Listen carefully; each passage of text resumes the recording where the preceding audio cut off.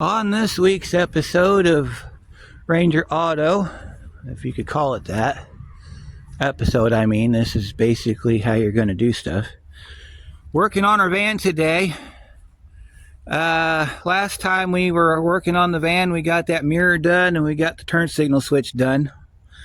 Now we're going to address another problem that we've had, which is this back hub bearing. Alright, let's get started. Alright, I got some PB Blaster out here because you're going to need to spray the living daylights out of this thing.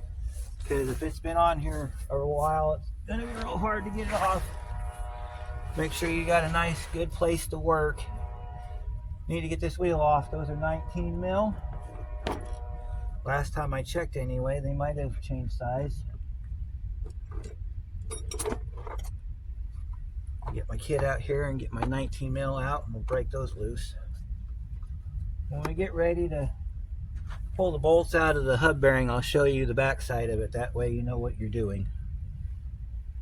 Not that it's real difficult, but there are some people that might be doing this for the first time and need the added help, so I'll help you any way I can. That's scary. Lug nut didn't have any tension behind it. Always scary when that happens. Now you're going to see my rotor and you're going to see how rough it looks. It's okay, trust me. As soon as I get this dialed in, I'll get the rotors fixed. I'll get the rotors fixed.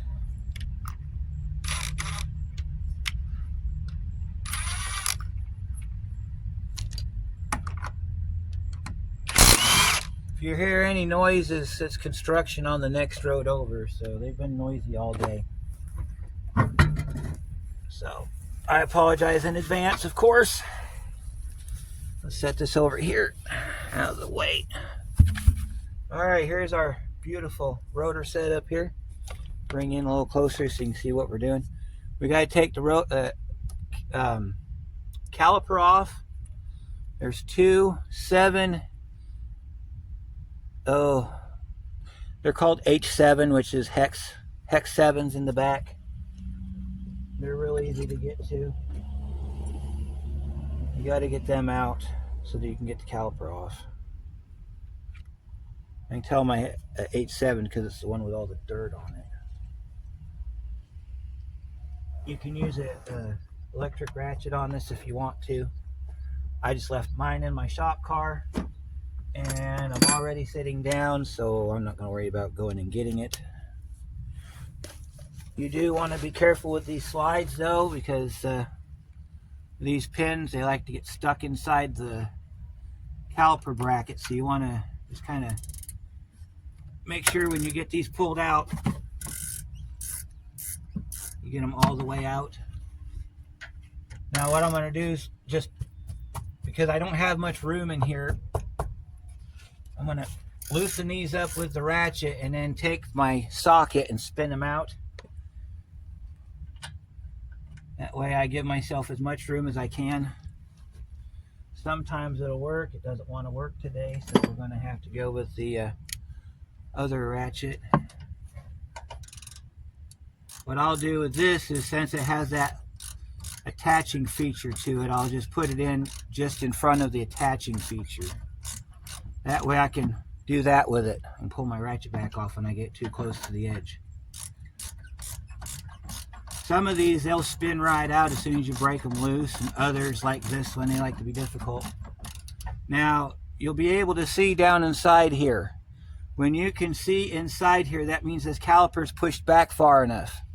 You need to get in here with a flathead screwdriver. And you need to get in here with a flathead screwdriver, and you need to get down in here and you need to grab a thread and try to pry back on it. Because what you're doing here is you're releasing the slide pin from the caliper bracket. If you don't do this, you're going to go to take your caliper off and it won't come off. Because for some reason there's always a few threads stuck inside this thing. See how I'm pushing back on it? I'll show you how. You can push back on it like that, you can get that pin out. You should be able to slide your screwdriver down in there and that'll get your pin loose. Then you take your setup off and do the other side the same way. And then because of we have no place to hang our caliper, we're going to rest it on the leaf spring. There's enough line here, you can rest it on the leaf spring and you'll be fine. I don't know why these aren't spinning, because when I put the brake pads on it, I made sure to grease the living crap out of them so they should slide really easily. Alright, let me show you something here. I don't know if you'll be able to see it very well, but we're going to do our best to show you. Alright. I'm not sure if you can see it. Put you down inside there. Okay, there it is right there. Let me get my pointing device. Alright. On this slide, see this part right here? That is called the shoulder of the pin. You want to take your screwdriver and you want to push up against that shoulder like that. You want to push up against that as you rotate your slide pin. And what that's going to do is that's going to disengage it from the bracket. So let me see if I can do this and show you how this works. Alright, so drop your ratchet on the ground. That's prerequisite. I should be able to turn this by hand now. Okay. So you see how that's spinning. Take your screwdriver, you're going to push on that while you spin it. And what that's going to do is that's going to disengage the threads from the backing plate. That way you can put your caliper up and off. And then you're going to take your screwdriver and you're going to put it down in between. Make sure that you have your gap you need in order for the threads to be clear of, like that. See that? That's how that works. You can get your screwdriver down in there like that and you can push that pin back. You're free. Now, I'm going to move you out of the way because you're right where I need to put my caliper. Alright, so we're going to take our caliper off. Sometimes they like to stick. So take your flat screwdriver, you get in here, put it between the rotor and the caliper, and you just push down on it, like on each side. And you just do that like that. You might need two screwdrivers, so I've got my other screwdriver right here, which we're going to use later. So then you're going to take one screwdriver on this side, you're going to take your other screwdriver on this side, and you're going to pry up on it like that, and there it comes. Now keep in mind where this spring goes, because on some models that spring goes up above the bracket. Some of them, they go under the bracket. This one goes under the bracket. Okay, so then you're gonna go ahead and you're gonna take your screwdriver, now that you've got it freed up, and you're gonna pry this attaching pin out of the way. Sometimes you can tilt it forward and it'll come off that way too, like this. This one's on there so tight, I'm not surprised it ain't coming off. Alright, and then what we'll do is we'll compress that piston back down before we put it back together. Alright, now this is the part where you're going to need your hammer. Some of these are stubborn. Beat it around the center where the lug nuts are. Okay, so you're going to take your hammer and you're going to hit it right around in here. I've got the blue goo on here because the wheel was frozen to the rotor when I first took it apart, and that's a no-go for me. Also, if you're using an air hammer, hit it around the bolt heads or around the studs, and then that way it'll come off. This one should come right off because I've had this thing off about a dozen times now. So see, that part of our issue is the inside of that rotor looks like that. Now we can clean that up if we need to, and we probably will. This is your parking brake. Okay, we're not going to do anything with the parking brake. What we're going to do is we're going to take the hub bearing out without messing with the parking brake. So this is where the PB comes in. We're going to spray the living daylights out of this thing, and we're going to make sure that we've got this thing adequately lubed. If we accidentally get anything on our parking shoes, we're just going to wipe it off and carry on. Now you have a backing plate that is attached to the vehicle by the bolts in the back that hold the hub bearing on. If you spin your hub bearing and it sounds like that, it's bad. It should not make a sound. It should be quiet. Okay, so this is kind of like the version that GM uses. In a minute, I'll show you the backside where we're going to go, and you'll understand why your ABS light comes on and gives you a ABS code for wheel cylinder. I want to get this thing nice and greased up because I don't want to have to bust out the torch to get this thing off. All right, now on the back, I gotta find my socket. I've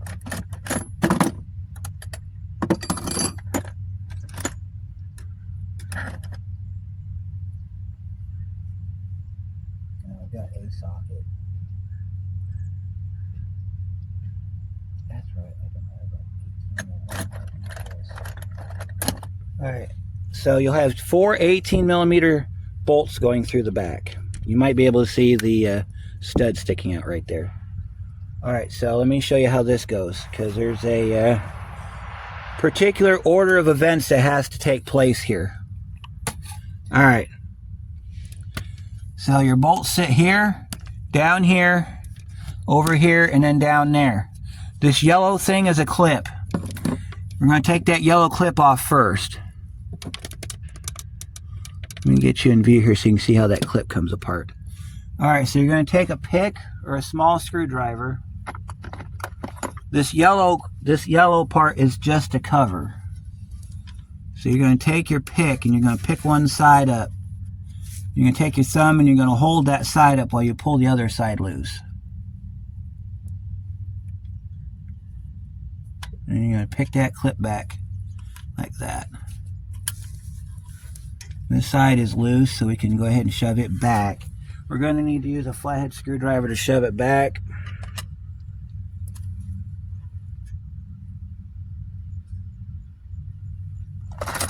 I'll get the trusty old trim tool here. And we'll push it back. We'll push this side back. And there it is. We'll slide that out of the way. Down under here you got another clip. This one you have to take loose from the bottom. You grab it like this. There's a little cage opening right here. You're going to take your finger and you're going to push down on it. Try not to lose the clip because you're going to need to put it back on. Once you get your clip off, grab your connector, wiggle it back and forth, and there's your ABS sensor. Alright, so you got a bolt here, bolt down here, a bolt here, and a bolt down here. So we need to take those bolts out. So we're going to take our 18 socket, and the two top ones you can get with the impact. There's enough room in here you can get those with the impact. So that is what we're going to do. Break them loose.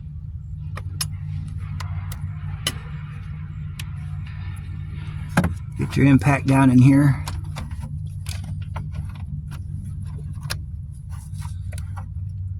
Let me see if I can get my socket on it. I might have to lower this wheel down so I can get my socket in there. So let me lower the jack a little bit so I got a little bit of room in between the body here. We'll see what we can get done.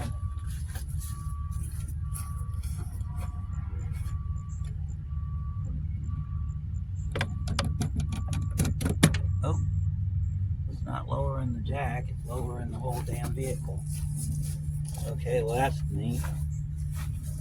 May have to go in it without the impact this time because this vehicle's a little different than the last one I was working on.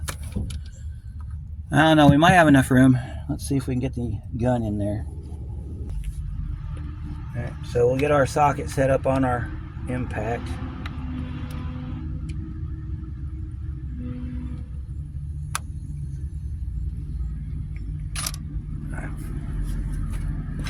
Wasted enough time.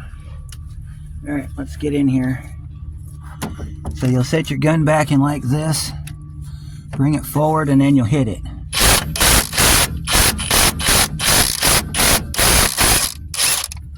There's bolt number 1.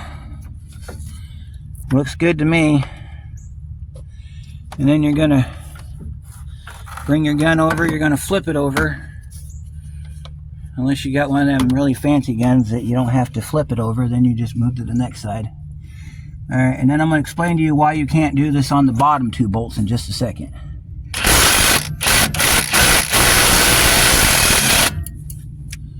As hard as these are to get out, I'm pretty sure we're gonna have a problem. Got my gun stuck. That's why I had to turn it back.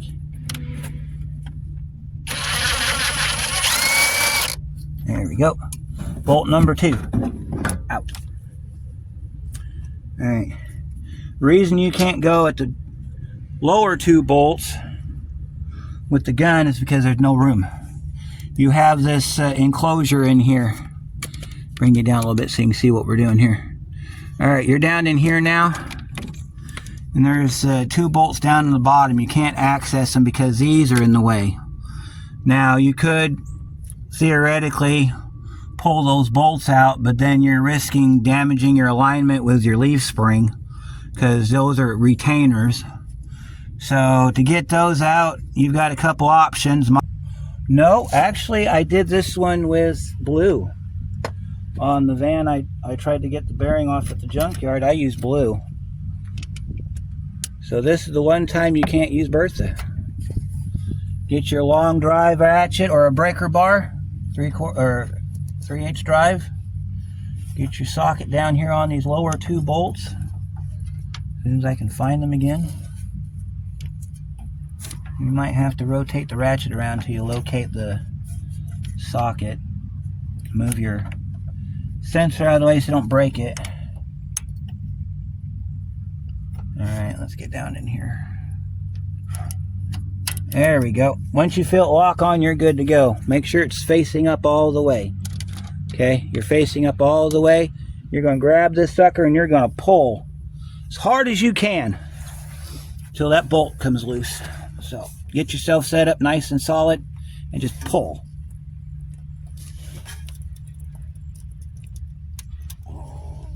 Oh, there it goes.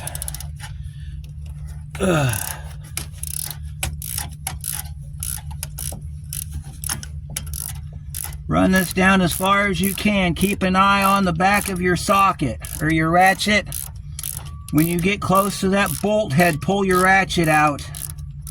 By then, if it's spinning freely enough to where you're able to, you can go ahead and spin the bolt out by hand. If not, you're going to have to come up with a different rig to get it out. But you just want to just spin this just like this. And I think it's almost out of the... At one point you'll be able to get down in here and you'll be able to pull the bolt out. I'm not sure if we're to that point yet, but we'll find out in a minute.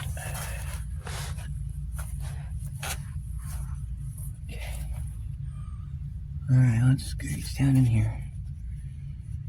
Oh yeah, okay.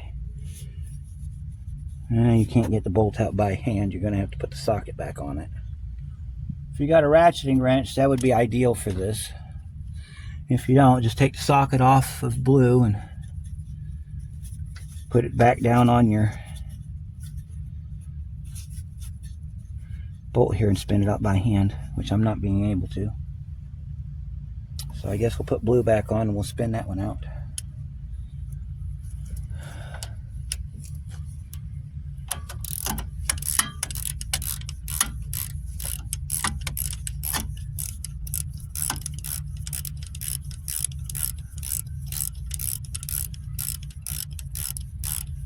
There we go.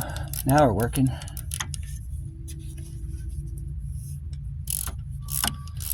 Sometimes you can put your finger down on top of the socket to act like a little bit of friction to keep getting the bolt out. The bolt will come out eventually. Now this is what I'm talking about in here, if you can see this. you can't, so I'm going to show it to you.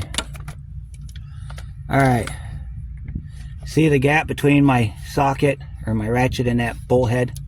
You want to keep an eye on that, because if you get too close to that bolt, you won't be able to get your socket back. See, I'm just barely able to get my socket out. See that? See how that becomes a problem? And then you're reversing the operation to get your socket back. So then what you got to do is you got to rotate it forward. Put your finger down on your your ratchet to hold, or the socket to hold it in place. Turn it in a couple threads like this. Then you can pull your socket out. Then you can get your bolt out. This is where you're going to have to probably spin it out by hand like I'm doing. I'm really surprised I'm doing this with gloves on, because usually I can't do this with gloves on. There's bolt number 3. 4th bolt's down in the other corner. Make sure that your socket's on nice and tight. Make sure that you're in the pull and not the push, because you need to pull hard. These suckers are in there good. There's no Loctite on them, they're just torqued. There is a torque spec, I think it was like 137 foot-pounds. Good luck torquing them with limited space unless you have a midget torque wrench. So, alright, so you see where I'm at down there? Alright, we're going to pull. We're going to pull hard. Don't, where my hand is sitting, don't put your ratchet down this far. You do, you're not going to gain anything. You're going to lose a lot of your leverage. You want it as far straight up as possible. You can go a little bit to one side, but make sure you got enough where you can pull back like this and get this bolt to come out. Ugh. Yep. The impact makes it look so easy. This is why you want to grease the daylights out of it, because what you're doing is you're breaking torque and you're breaking rust. You want to get this bolt down to where the head of your ratchet's just about to right where that bolt head sticks up, and you want to pull your ratchet back. So if it's hard to turn that bolt in and out 2 or 3 times to break up all the rust. Spray it heavily with whatever you're using. I guarantee you it'll benefit in the long run. Our next step is we're going to have to beat this piece off, because it's rust jacked to the backing plate. So make sure that A, you don't hit your parking brake, and B, well, actually just A, you don't need to worry about B, because B doesn't exist yet. But if I mention the B, there probably will be one. Alright, and then you can take your socket back like that and pull it off. And then a lot of times you can spin that out by hand. I'm going to take my glove off, that way I can actually get a good grab on it. Sometimes working without gloves is your best friend. See this thing here? Now I can turn it. I can feel it and I can turn it. Get this out of here, and then we're going to start pounding on this sucker. Now if the backing plate comes off with it, that's fine, because your parking brake's going to come with it too. That's perfectly fine. If that happens, just let it happen, because we're going to separate the components from each other, so we're okay with that. Alright, so everything's out of the back. Alright, now if you can grab this thing and pull it off, you must live in the South, because up here in the Midwest and the northern half of the country, we can't grab it and pull it right off. That wouldn't be worth the video if we did that. Alright, so we're going to do a lot of prying and a lot of beating. So the next thing you're going to need to do is you're going to need to get in here again. Spray everywhere you can spray with your PB Blaster. You can't go through up here, by the way. Up here, there's no way you're going to be able to get it down in there. That's mainly parking brake up there, so that's kind of like a pointless place to go.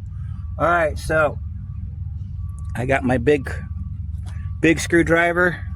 We can stab it in there and pry if we need to. I've got my 10-pound sledgehammer or my 13-pound sledgehammer somewhere around here. And got old trusty here. We're going to, let's see, how much is this thing? I've had this thing forever. I think I said it was a 10-pound once. It's a 4-pound sledgehammer. Feels heavier than that. It might be. Alright, so I'm going to back you up out of the way and we're going to beat on this thing till it comes off. Hit it here and here, and then you can hit it in here. Okay?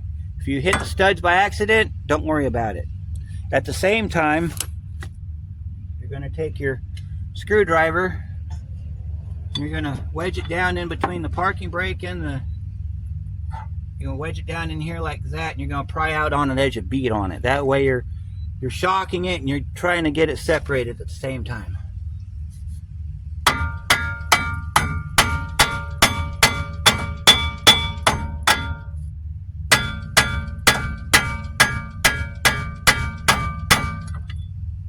And then you can get on the back side if you feel like you can really do anything with it.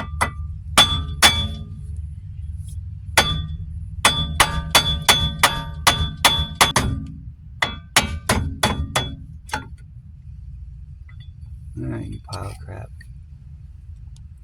Looks like I'm going to have to put you guys on pause and go get the air hammer. Yep. This one's being as difficult as the one I was trying to get off at the junkyard. Yep, we're going to have to do that. Alright, stand by, guys. After I get it broke loose, I'll turn it back on and I'll show you the rest of the process. I'd show you the air hammer part, but it gets noisy. And if you're listening with headphones, you really don't want to hear that in your headphones. So I'm going to go get my air system set up. We're going to buzz this out real quick. I'll be right back. I figured I'm going to record this part, so we're going to give you a trigger warning here. If you're wearing headphones, turn them down. It's going to get loud. Alright, here we go, guys.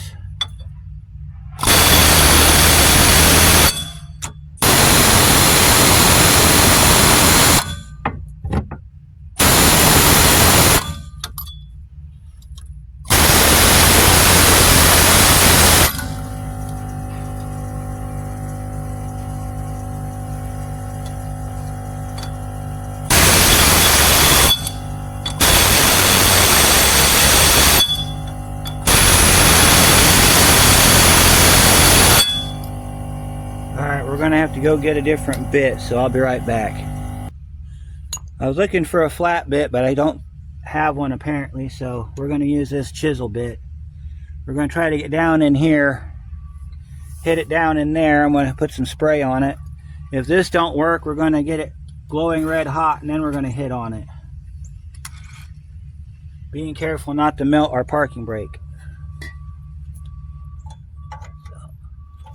See what we can do here.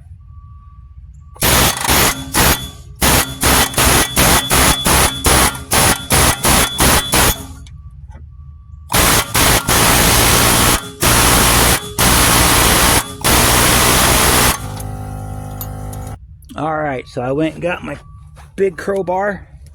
I also got my torch.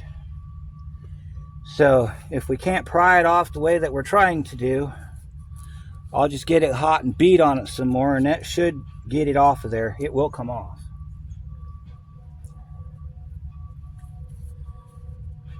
If it wasn't for the fact I need to sell this van, I would just leave this to the next person, but you physically cannot drive the van with this bearing screwed up. It is just not possible. I've been trying to drive it that way since I got the van. So, get our crowbar down in here. Let's see, we got to find a spot where we can pry on it.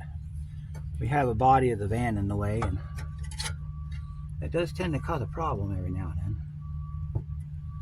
Let me see if I can get in on this side here and just kind of, well, you don't want to pry up against your brake pad, brake shoes, because there's not really anything to pry on. You see what we're doing here? We're pushing up against that piece right there, and it's causing our brakes to push back. Alright. I think we're going to have to get it hot and beat on it.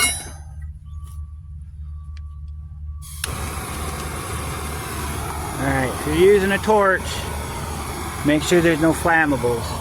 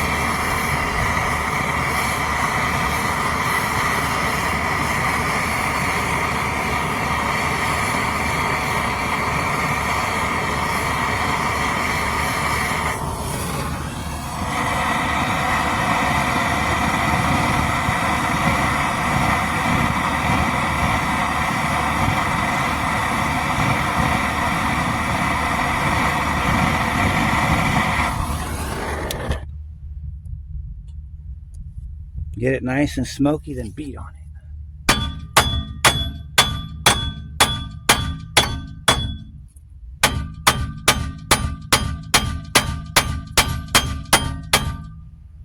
Careful because it's hot.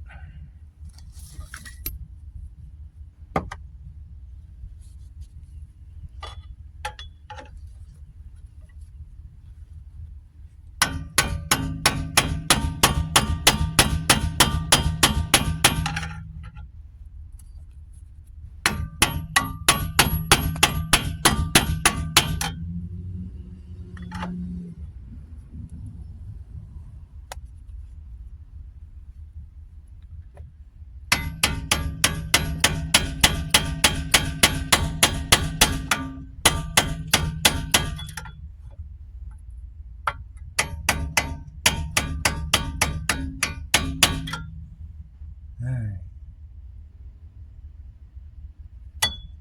Should be able to get this thing off now.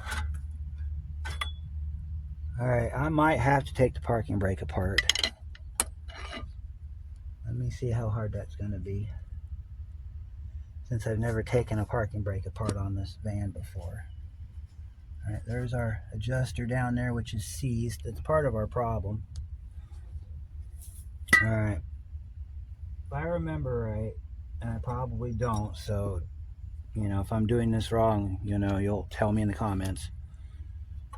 Let's see.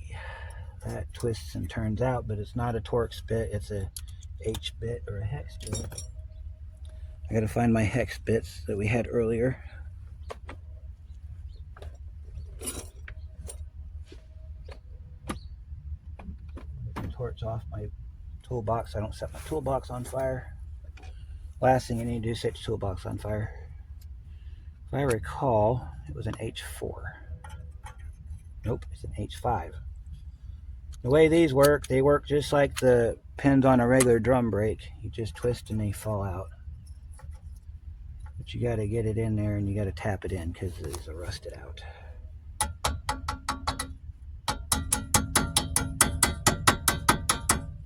See, and then you can take your socket. Once you got your socket in there, you take your ratchet and you can push like this. Push in, rotate it, and it comes out. See, just like that. And then you set this over to the side there, and you got to do this on the other side. What we're going to do is we're going to take our brakes off. So get it lined up the best you can. You got to tap these in because of how corroded these are. So you're going to have to. What I'm thinking of doing is if these aren't too expensive, I might just go ahead and replace them on this wheel since this ain't being such a jewel.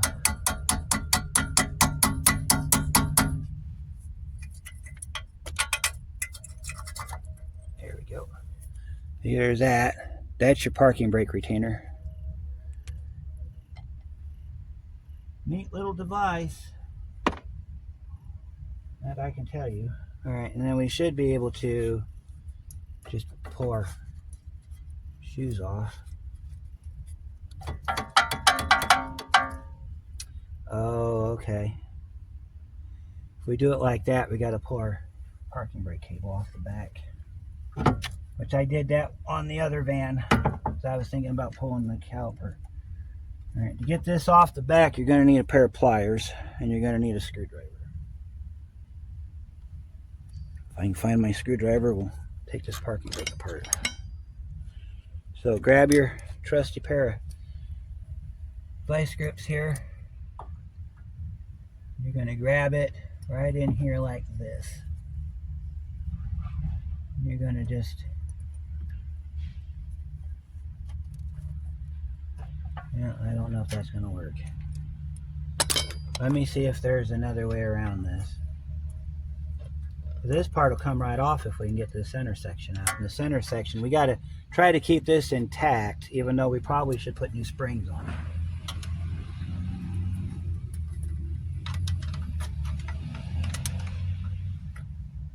There's a catch back here you got to unlock.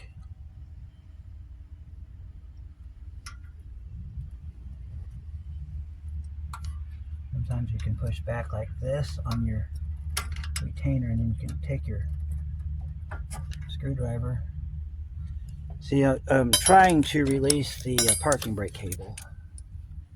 These are not fun. Not in the slightest. Because what this is going to do is we're going to take shoes off. That'll get us access to the sides of the bearing. We can beat the bearing out. We can drill it out. We can pound it out. Whatever we got to do to get it out. Oh, okay. I might be able to do that with it then. Alright. Screwdriver goes in over here underneath the cable.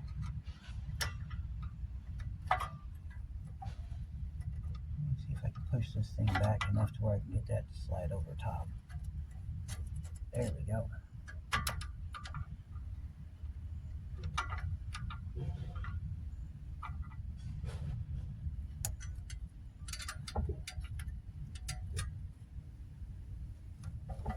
There we go. We released our parking brake. Our cable's loose. And we should be able to wiggle this off and out. Let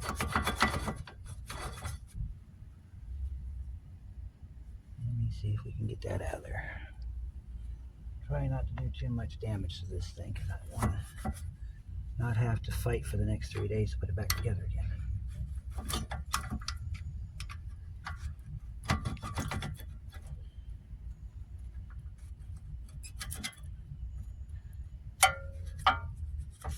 Alright, so let me see here. I'm not sure how that spring goes in on the top there, but I know it's pretty much rusted solid over here on this side, so if we end up breaking the spring, I'm going to be in some trouble. I can't get another. Well, that means we're going to have to rebuild the brakes. Rebuild the parking brake. Something I don't want to do today. Alright, let's see if we can get this side to come off. There's that side. I should be able to get this side off now. Get my finger out of the way.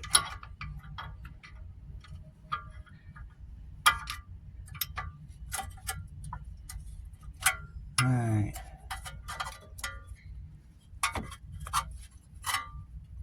Now, of course, when we go to put the new hub bearing on, we'll put the parking brake on first. That way we can see how it goes back together. But for this point in time, we're just going to have to get the shoes out of the way. See, that's what we're trying to do. We're trying to get the shoes out of the way so we can get to the side of the hub bearing, which you normally wouldn't have to do this if your van was maintained properly. If this was a daily driver and the parking brake was used religiously like it is usually, wouldn't be in this position. Although we do have a spring down here we can probably kick. I don't think I want to though, but we're going to do it anyway. Yeah. Maybe not.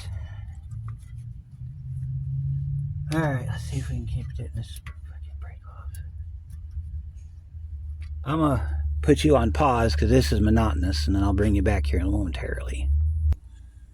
I took the parking brake apart. Look, I've got my separation of bearing and hub. It's kind of a funny. If you don't get it, you'll have to understand. As you can see, I beat the living dog crap out of it with my impact, my air gun here. Let that soak in for a second while I figure out how to get this thing out of my way. Got a separation right there. I think we can get our big screwdriver in there and manipulate that for a minute. I'm gonna stand up and beat on this with my hammer. Let's see if we can get this thing to come apart. Normally you shouldn't have to take the parking brake apart, but in this case we kind of had to.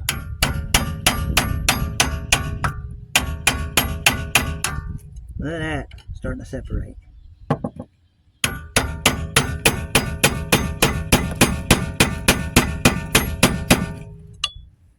It'll be home free in about a half a minute, maybe. Gotta make sure you...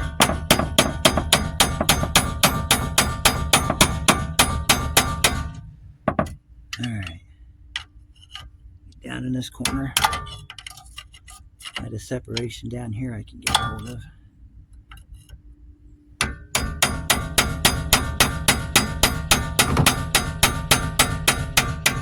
As long as your caliper don't hit the floor, just keep putting it back up on the leaf spring.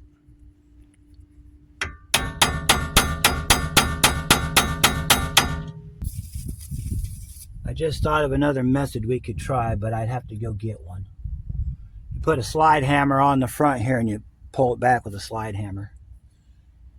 That might be how this one comes off, because I don't see much of spots on here where I can get a good pry on it. It is moving though. I can see it moving. So because it's moving, we're going to put some more Freol down in there. Let that soak a minute. I don't think I can get a catch on it on this side. So I think what I'm going to do is I'm going to go grab the slide hammer from my local parts store. I'm going to come back. We're going to hook the slide hammer to this. I'm going to probably hit it 2 or 3 times and this sucker's going to come rocketing off of there. Now, like I said at the beginning of the video, if it comes off with the backing plate, don't worry about it. You'll be fine.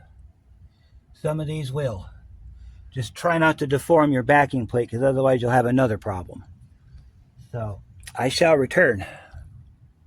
Alright, this is how you take this off with a slide hammer. And get you in view here. We're going to put the slide hammer on this hub. I'll find 2 good spots here to put this onto. That looks good to me. It's going to fit a little tight, but we'll get it. Put your bolts down until your lug nuts start to get difficult to turn. You got to be careful with this, because I've done some damage with one of these before. Alright, that lug nut don't want to cooperate, so we'll try this one. Now some of these threads are going to be damaged because beating on them with the hammer. So you might have to run these down with the gun.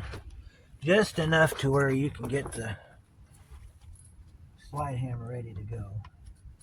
I gotta find my socket that I had for my...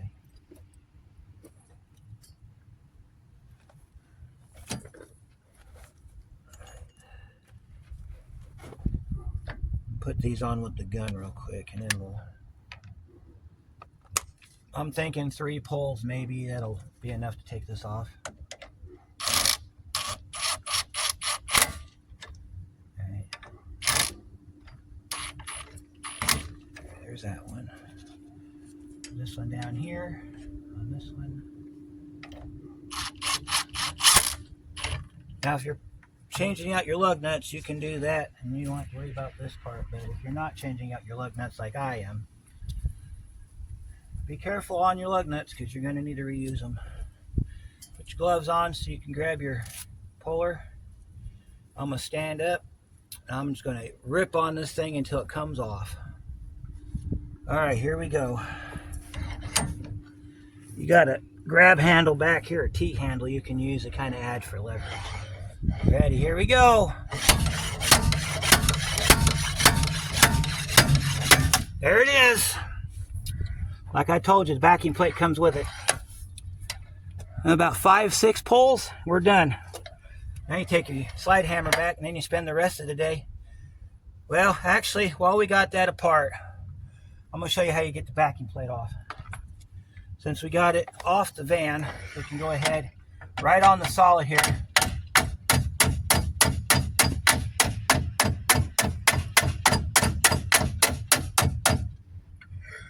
Alright. Sometimes what you're going to have to do in this instance, take that 10mm bolt out. I think that's a 10. No, it's a 13. Alright, I think I got a 13 in my box here. Yep. Take your impact, take that bolt out. You're going to have to soak it. Then we can put this on the bench and beat on it. Alright, so let me get this bolt out real quick. Alright.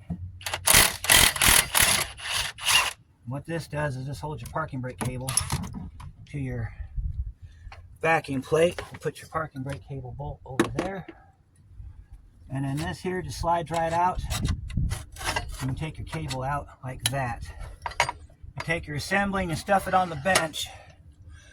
And that's where I'm going to meet you guys when we get back. I'm going to take this off real fast so I can get my thing back. Alright, take our lug nuts back off.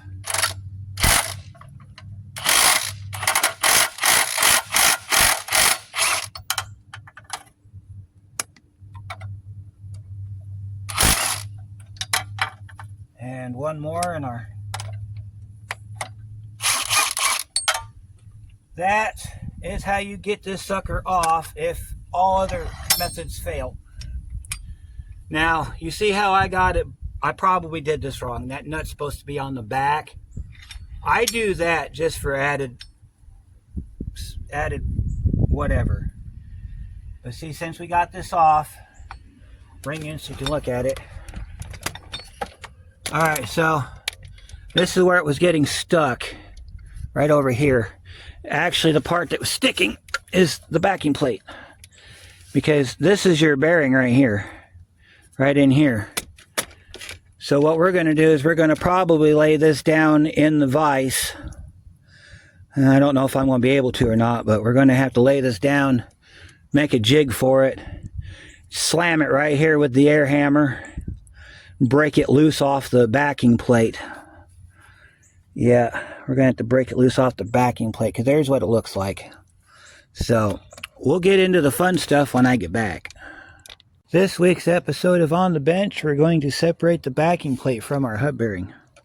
Get you in a little closer so you can see what we're doing here. Alright, so this part here that goes around, that is your hub bearing. That is your backing plate. All of this is your backing plate. This is the bearing.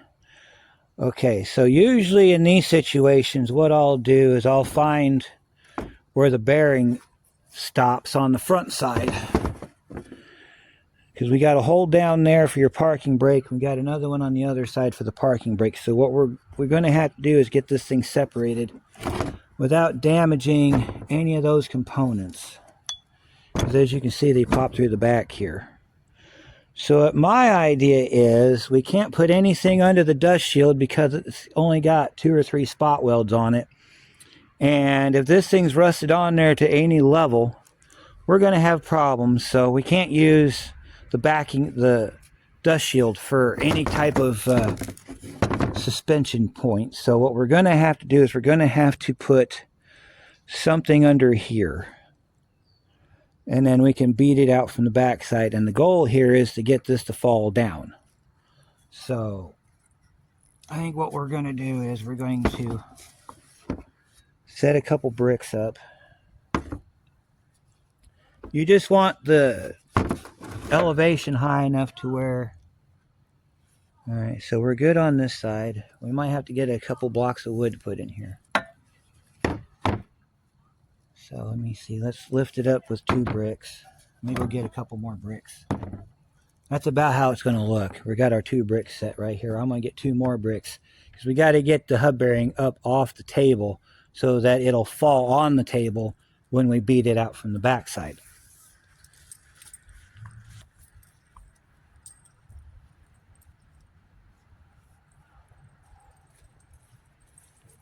I've sprayed this thing with Freol.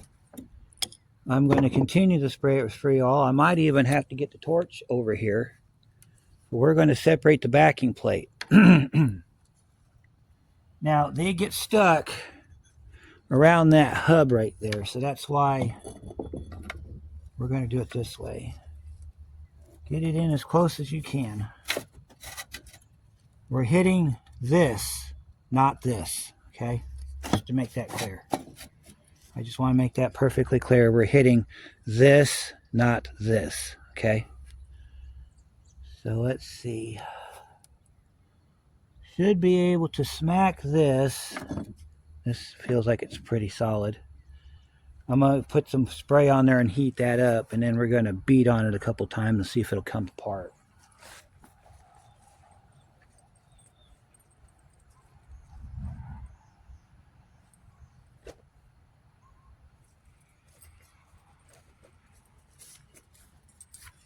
Alright, so we're going to do this method called quenching. That's when you get it hot, then you spray it down. And what it does is it'll get inside here and it'll tear out this rust in here. Theoretically, it's a chemical bond separation. You got to be careful though, because you've got a rubber bushing here, your cover for your brake. You could probably pop that out. And pop that out. And then we've also got our other part here for our parking brake cable. It sits inside of a rubber bushing. You don't want to get that hot. You want to center your attentions around here if you're using a torch. So let's get that part going.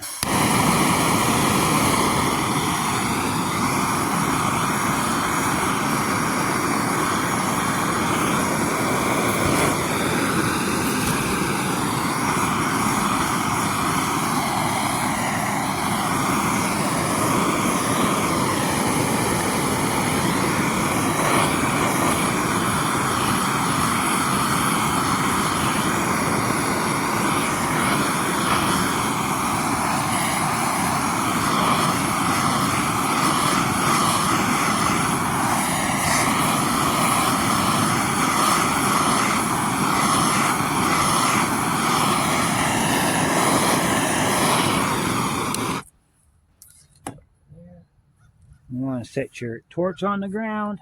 That way it doesn't hit the ground anyway. And we'll smack it right there. Hold it for stability. It might be a little warm.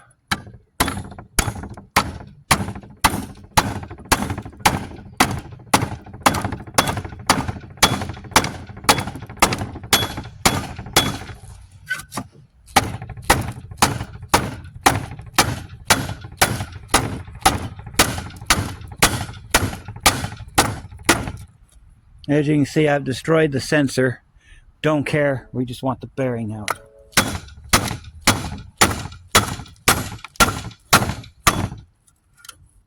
Get it hot, we'll do it again. We gotta shove our thing back on the table here.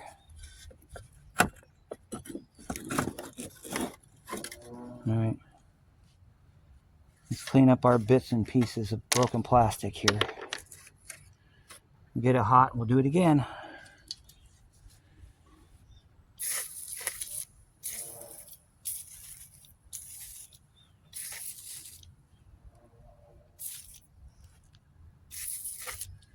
You can pry on it if you want to, but I don't think you're going to get very far because of the rust jacking.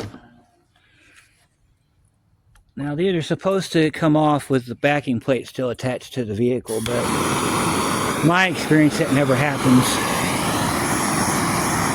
So we'll get her hot again.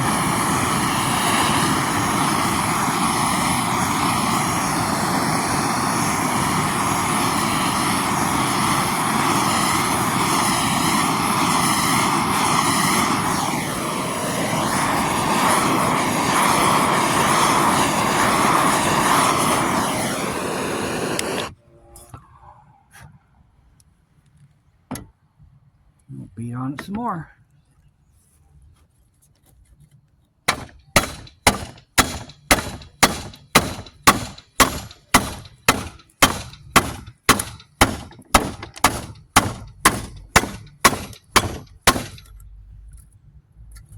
Thing's being a real pain in my butt. Alright.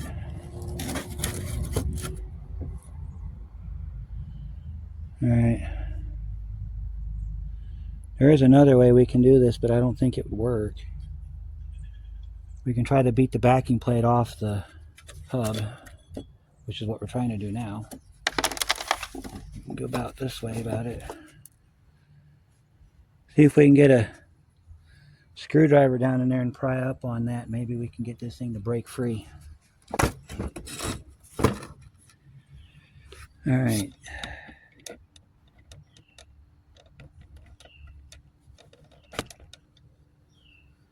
Alright guys, we're going to have to readjust you here a little bit. You're going to get a little crooked on me. I just broke my tripod again. Brick fell on it this time. Alright, so we can also do this. We can set our... Make sure we get flat like that, and then we can get a screwdriver down in there where I was messing with it before and see if I can get that to free up that way.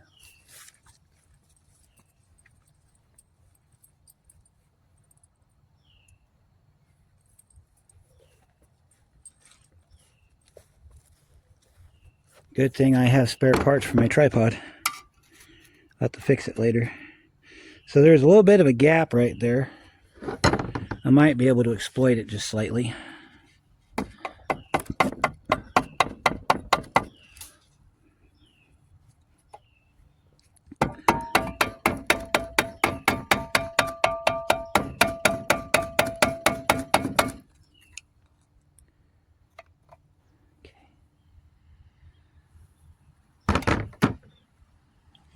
Alright, let me see here.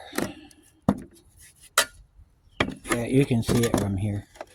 Alright, I'm going to go see if I can put this in my bench vise, and I'll be right back. If I can get it in my bench vise, we can get down inside that catch right there, and I might be able to open this up. Alright, we're in the shed now.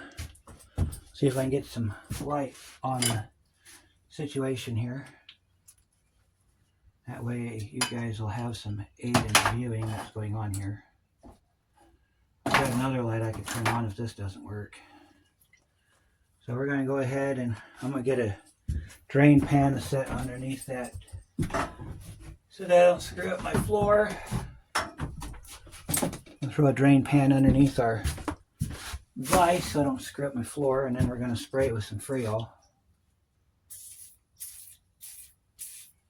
Let that sit and soak for a moment while I get some tools. I got to turn the light on so that I can see what I'm doing. There we go. Alright, so let's see. We're going to need...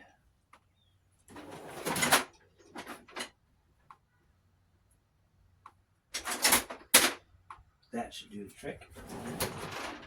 Did I bring my mount? Yep, I brought my sledgehammer back in here. So we got sledgehammer. And we're just going to get you centered in on that. And I'm going to try to beat on this. And I got it clamped in the vise. It's not tight. It's just tight enough to hold it. And then we're going to see if we can separate it.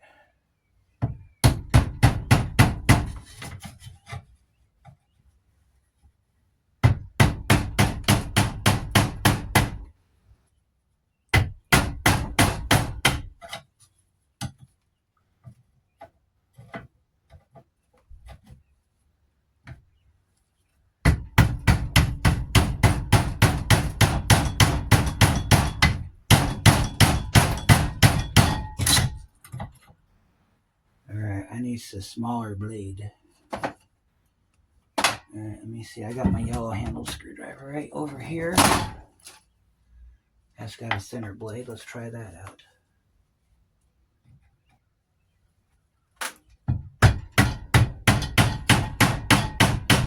Alright, we got to get in from the side here. There's a very tiny gap. There we go. There we go. You see it's opening up now? going to take our other screwdriver and we're going to stick it over here. And we're going to try to see if we can get this to go down. Alright, so we're going to take the screwdriver, sit it in there like that, and we're going to try to smack it down.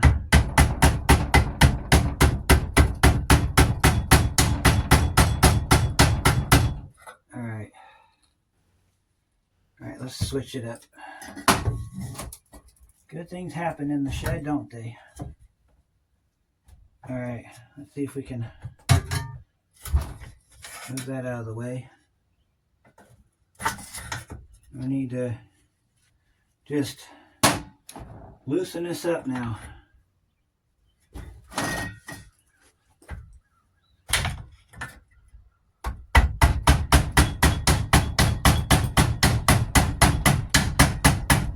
Tighten up your clamp. Your clamp comes loose while you're doing this, so you gotta kind of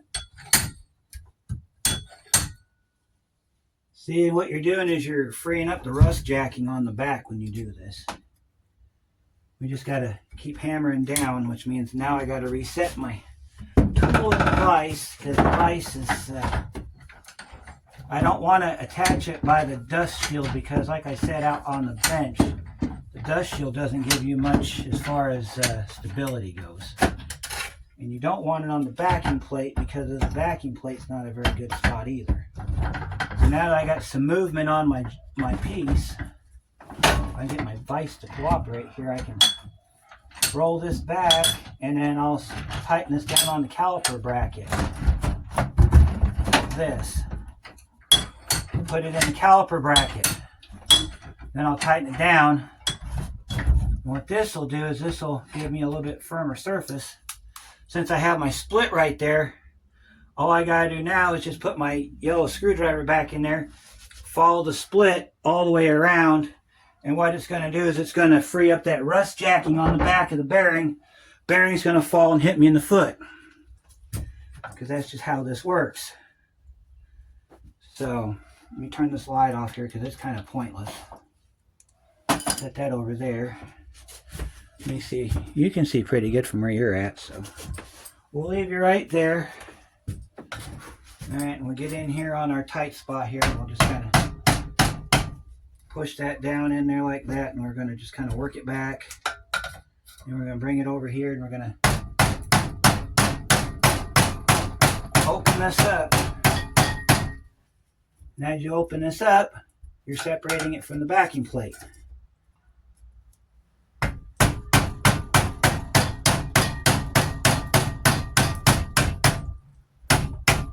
See, it just opened it up a great deal right there. So we can come over here now. We can smack this.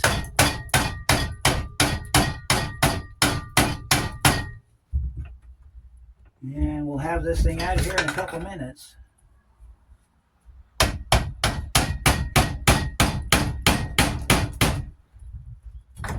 You can get in here with 2 screwdrivers now. And you take your 2 screwdrivers, just set them down like this, and you pry back on it. You can see the backing plate, and it almost landed on my foot. If I hadn't moved, that sucker would have been right on my right foot. Bad day had by all, I'm sure.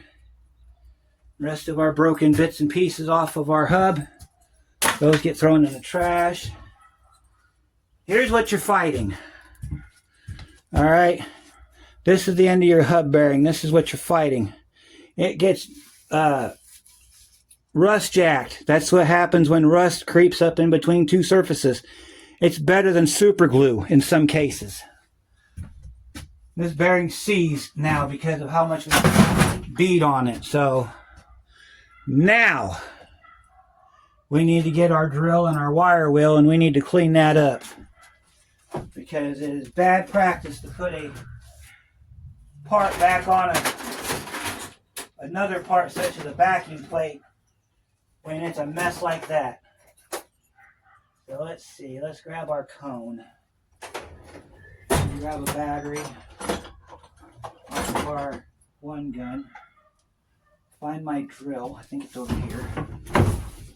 And then we're going to clean all that surface up so we can put our parking brake back together.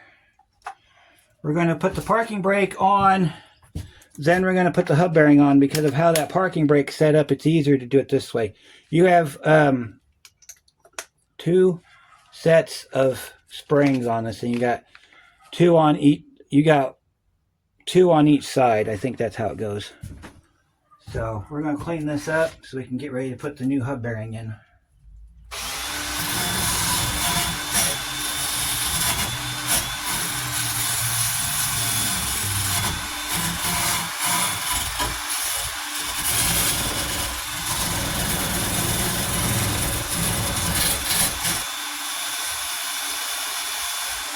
And clean this up too while you're here.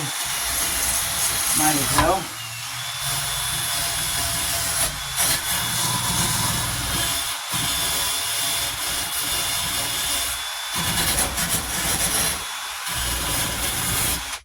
Alright, and we're going to flip it over, and we're going to do the back side. And then we're going to take some brake cleaner, we're going to spray it down real good, make sure we got it all cleaned up. We're going to flip it over.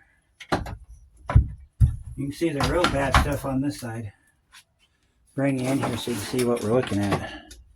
Yeah, you see all that rusty crap right there? You got to get rid of that.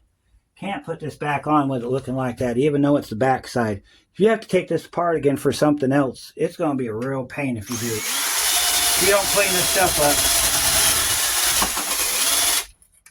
Turn it the other way. Works better this way.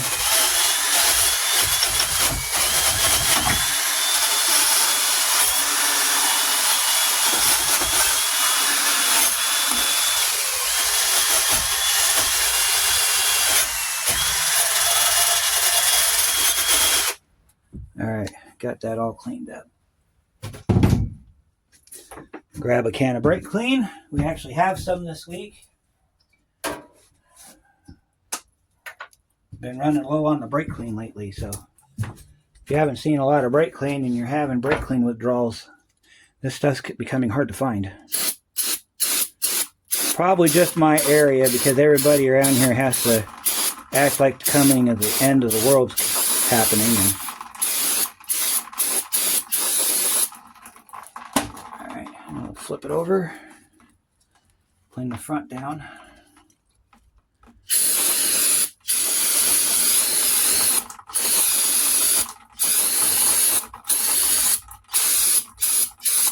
Now when you get your hardware kit, because you're going to need one if you go this route with it, your hardware kit comes with new attaching hardware. So you're going to need that. We're back on the bench, bonus episode. We're going to clean this rotor up. So what I did was I got my brake clean. I have my wheel. We're going to just go over the inside of it and get the rust off.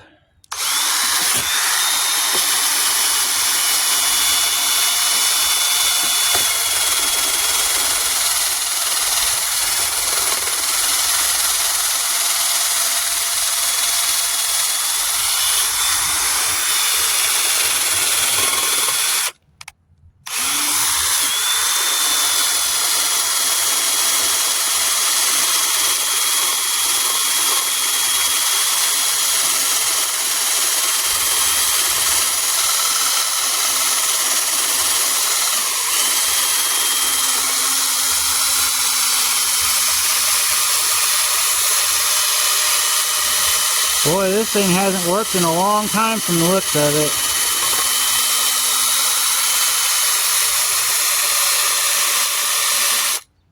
Alright, let's set our tool down not in a puddle of water.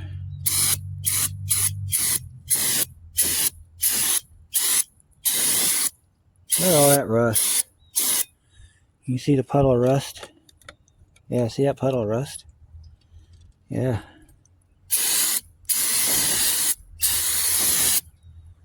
We'll hit it again.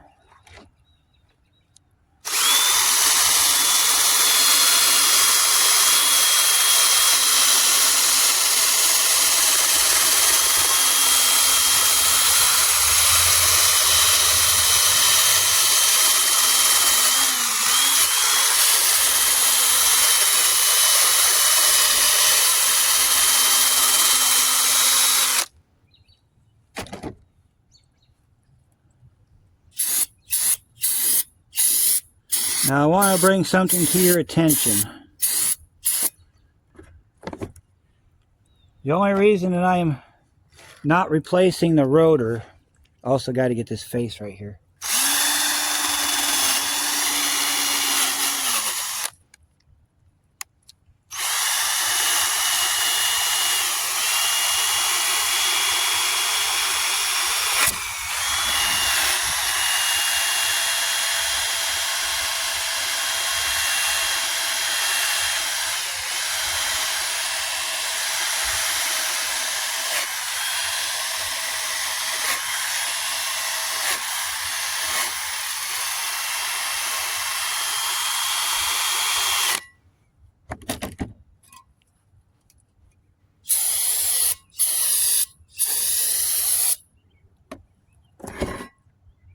Alright.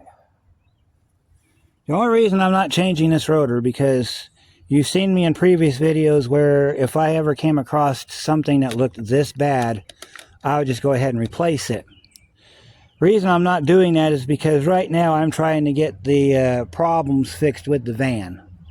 If on the day this van sells and the customer who will be the customer, the owner of this van, decides that they want me to go back through and put new rotors on it, then I'll go ahead and do it at that point. I will let them know that the rotors do need to be replaced, but the pads are new, and you've seen how new they were at the beginning of the video.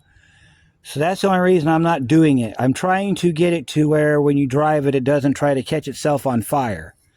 Okay, so if I work out a deal with a new owner of the vehicle and they said, well, since you have it, could you go ahead and put new drums on or new rotors on the back? I will say absolutely, we will do it. Especially because I can't get the passenger one off to save my life, and I'm probably going to end up having to rebuild that side as well as far as the parking brake goes, but that's another day's trouble. So we got our hub, our hat rotor, whatever you want to call that thing, sitting in our van. We can't forget our cover for our piece, even though you get a new one of these when you get the hardware kit.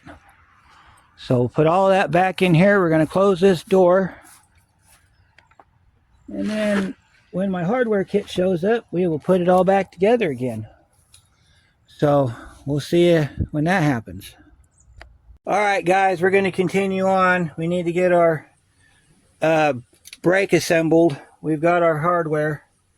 Let me show you what we got. We got our two springs right here. We got our two top springs. We have our bottom spring right here.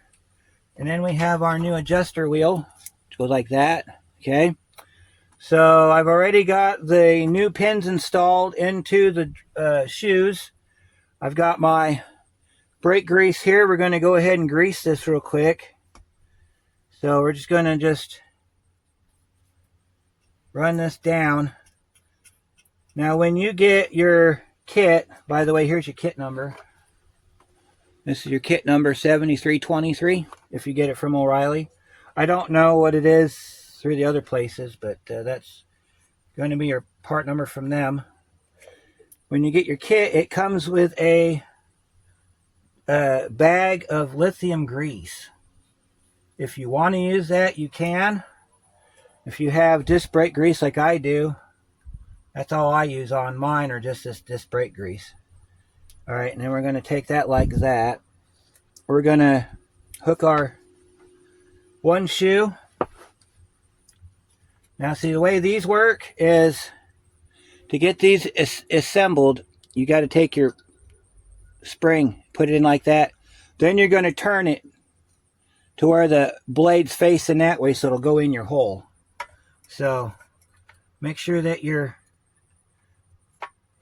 cable spreader up here is in the right spot. You're going to take a wrench or a ratchet and a T5 socket. You're going to get down. Of course, if you're doing this on the vehicle, that's one way of doing it, but you can do it off the vehicle like I'm doing. Get down in here like this, and then push and turn just like that. Okay, so part 2 of this is right here. So we're going to hook our springs like this, okay? They're both going to hook from the back. So we're going to hook one like this.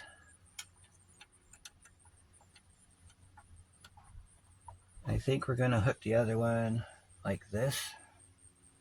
Yeah. So we're going to hook the other one like this. All right, so how are we supposed to rotate this? Oh, I think I know how this goes. You've got your other spring that goes like that.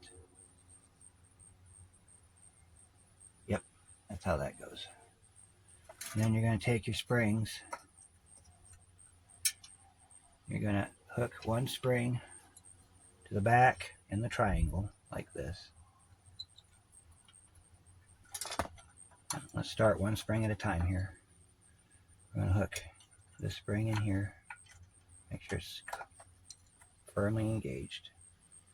Hook that spring to the back like that. And then you're going to take your other spring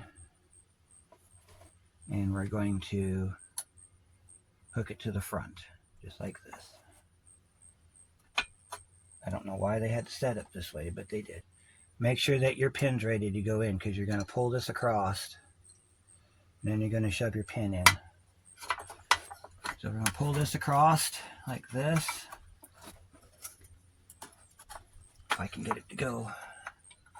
You got to make sure that your spreader bar doesn't move out of the move. Bring this up, pull it across like that. And then we're going to get our pin down.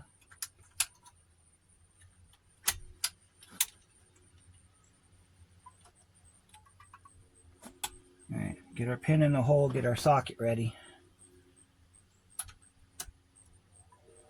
If you can't see because of my head, I am very sorry. All right, and then we're going to rotate. And there's our springs. Our springs are installed. Next step, this one, we're almost ready. This one, we're going to push them together as close as we can, okay? I'm going to take this spring, we're going to lock it into the triangle on the back, and we're going to pull this one over.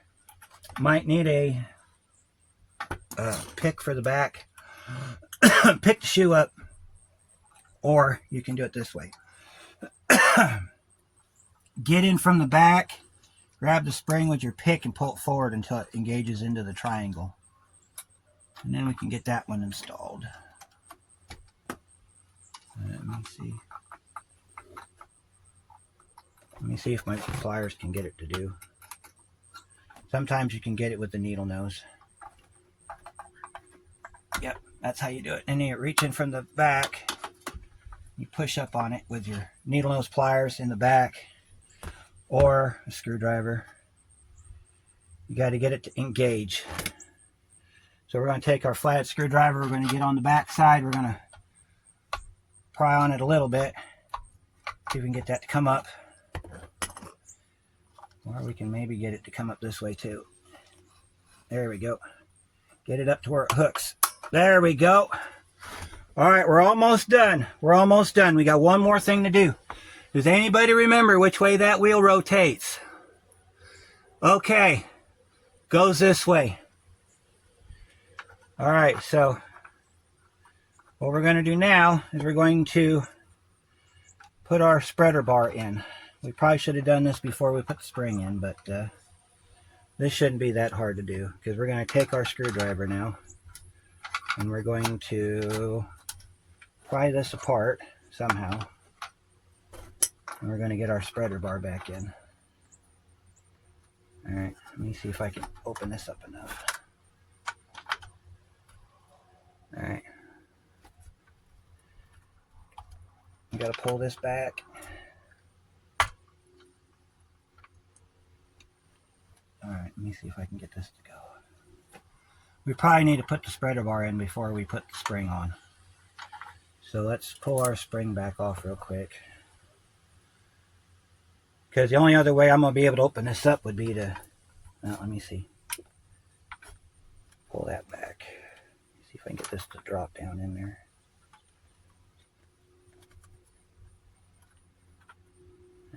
see if I can get my screwdriver in there to give me some leverage here. All right. It almost wants to go in. Let's try this. Take our screwdriver and shove it back. Get down in there. We're ready to go back on the van. We are assembled. Our parking brake is ready to go. So I will get you set up out front or out by the van there where the axle is. We're going to get this sucker done. Give me just a minute. Okay, we are out here. We're going to get this put together. If you notice that the angle is a little different, it's because I broke my tripod. You're seeing it from the broken angle, which means we can't get down low no more. You got to see it from above. So I'll have to get me a tripod fund or something. But we need to clean this off. We're going to put some,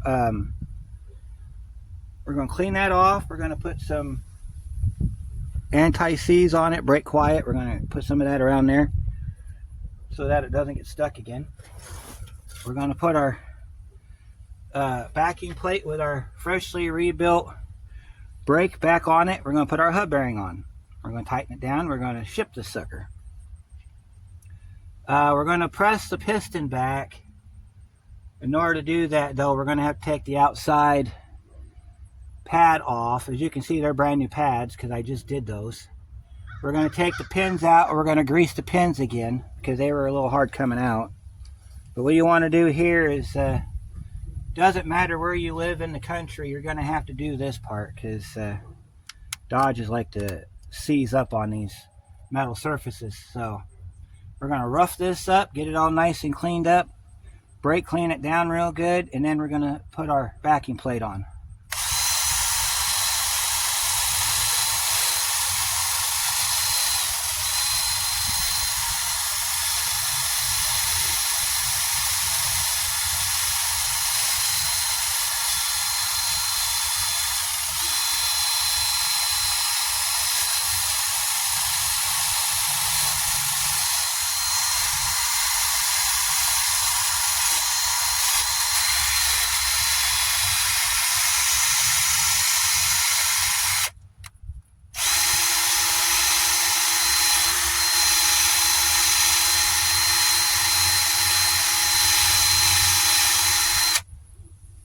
Those of you that own these vans know that is where it actually rust jacks, is in that seam right there. Because the bearing sits inside there, and that lip on the bearing actually rests inside there.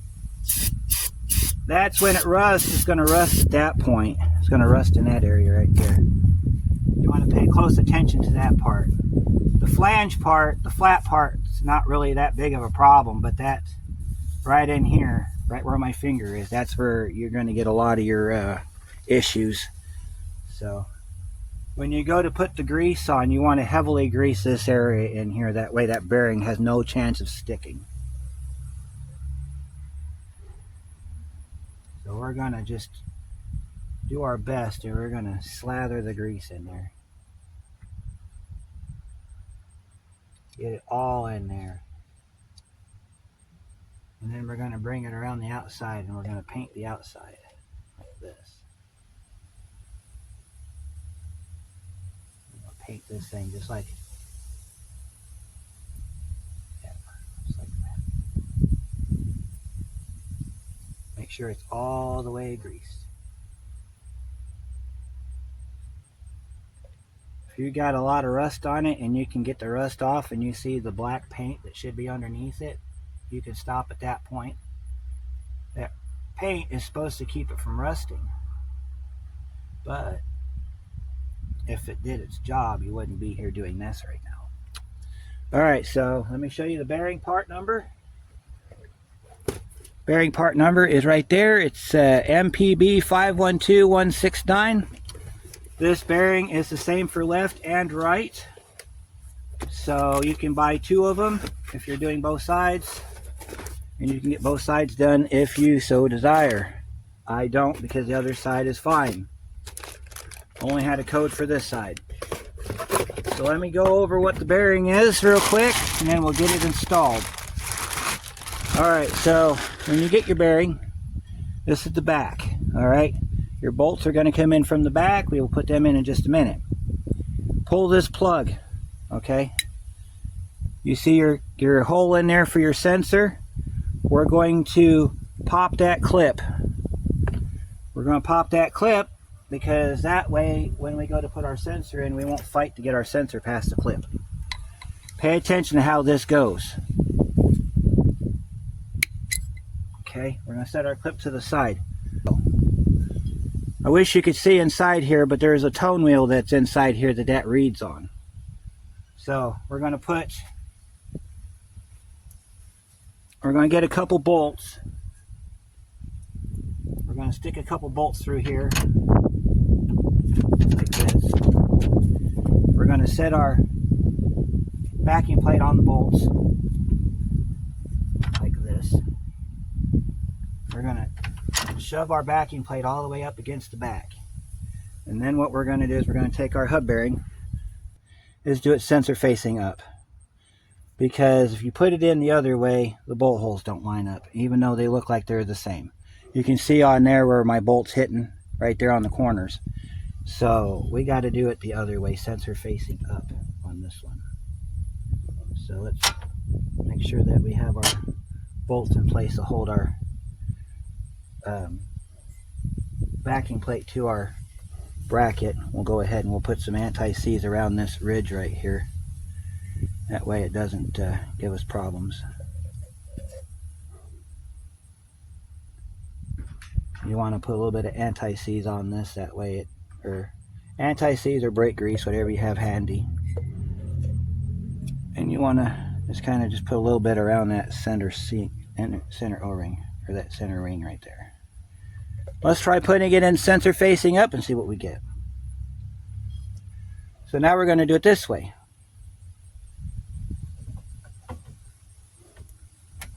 And then we're going to just hold it like that. We're going to get our bolts started.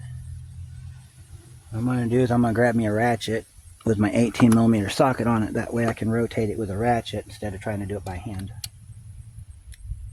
Make sure we're on position. And then just get back in here like this. And we'll just kind of put some threads in it.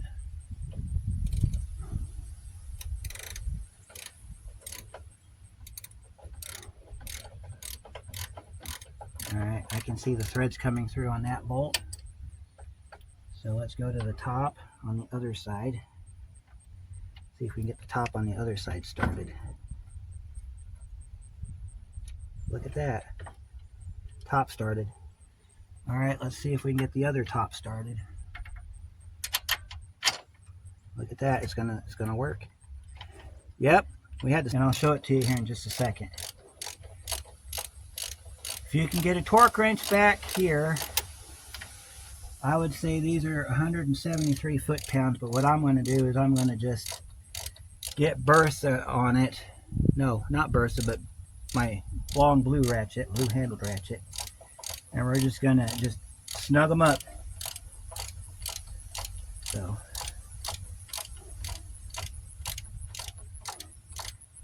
Starting to look like a van again.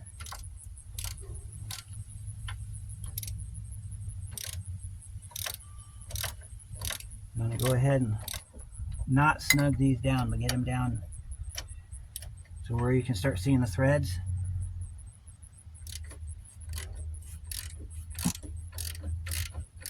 It's kind of just easy does it. Try to do this evenly too, because I just had an issue where my bolt got stuck. I had to kind of force it through a little bit, and you shouldn't have to do that. So alright, we'll just kind of snug that one down, and then we'll come over here. We'll do the other side the same way. Now, if you can spin these in by hand, go ahead and do it. Saves you time. Spin them down to where you can't spin them no more. They got lock washers on the back, so you don't need to worry about anti-seat or any type of locking agent. But if you are living in the area where you're afraid your hub bearing might fall off since you broke the factory torque, you can use a little bit of orange Loctite. That works really good.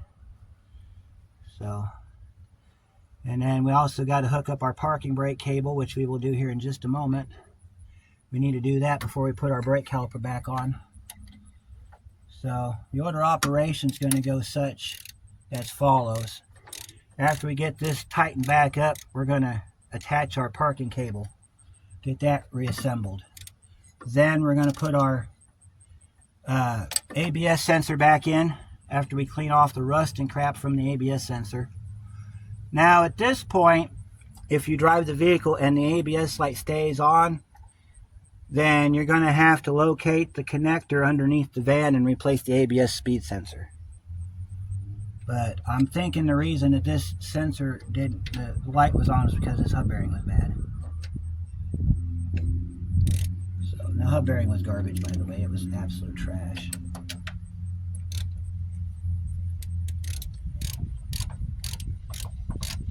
And the best part about you putting brake grease on the spot between the backing plate and the hub is that some of it will get on your bolts. It'll lubricate your bolts and make them easier to install, so you're not putting them in dry. You don't ever want to put your bolts in dry. That's never good. So now I'm going to take my big blue ratchet here. Of course, if you have a midget impact, you can drive them in with a midget impact. And I'm just going to get on here and I'm just going to put a little bit of muscle into it, like that. I'm going X pattern. That way you're tightening the top and the bottom up evenly. You don't want to tighten them up uneven because you're going to have other problems if you do that. Alright, there's that one. Come up here, get this upper corner. That one's done.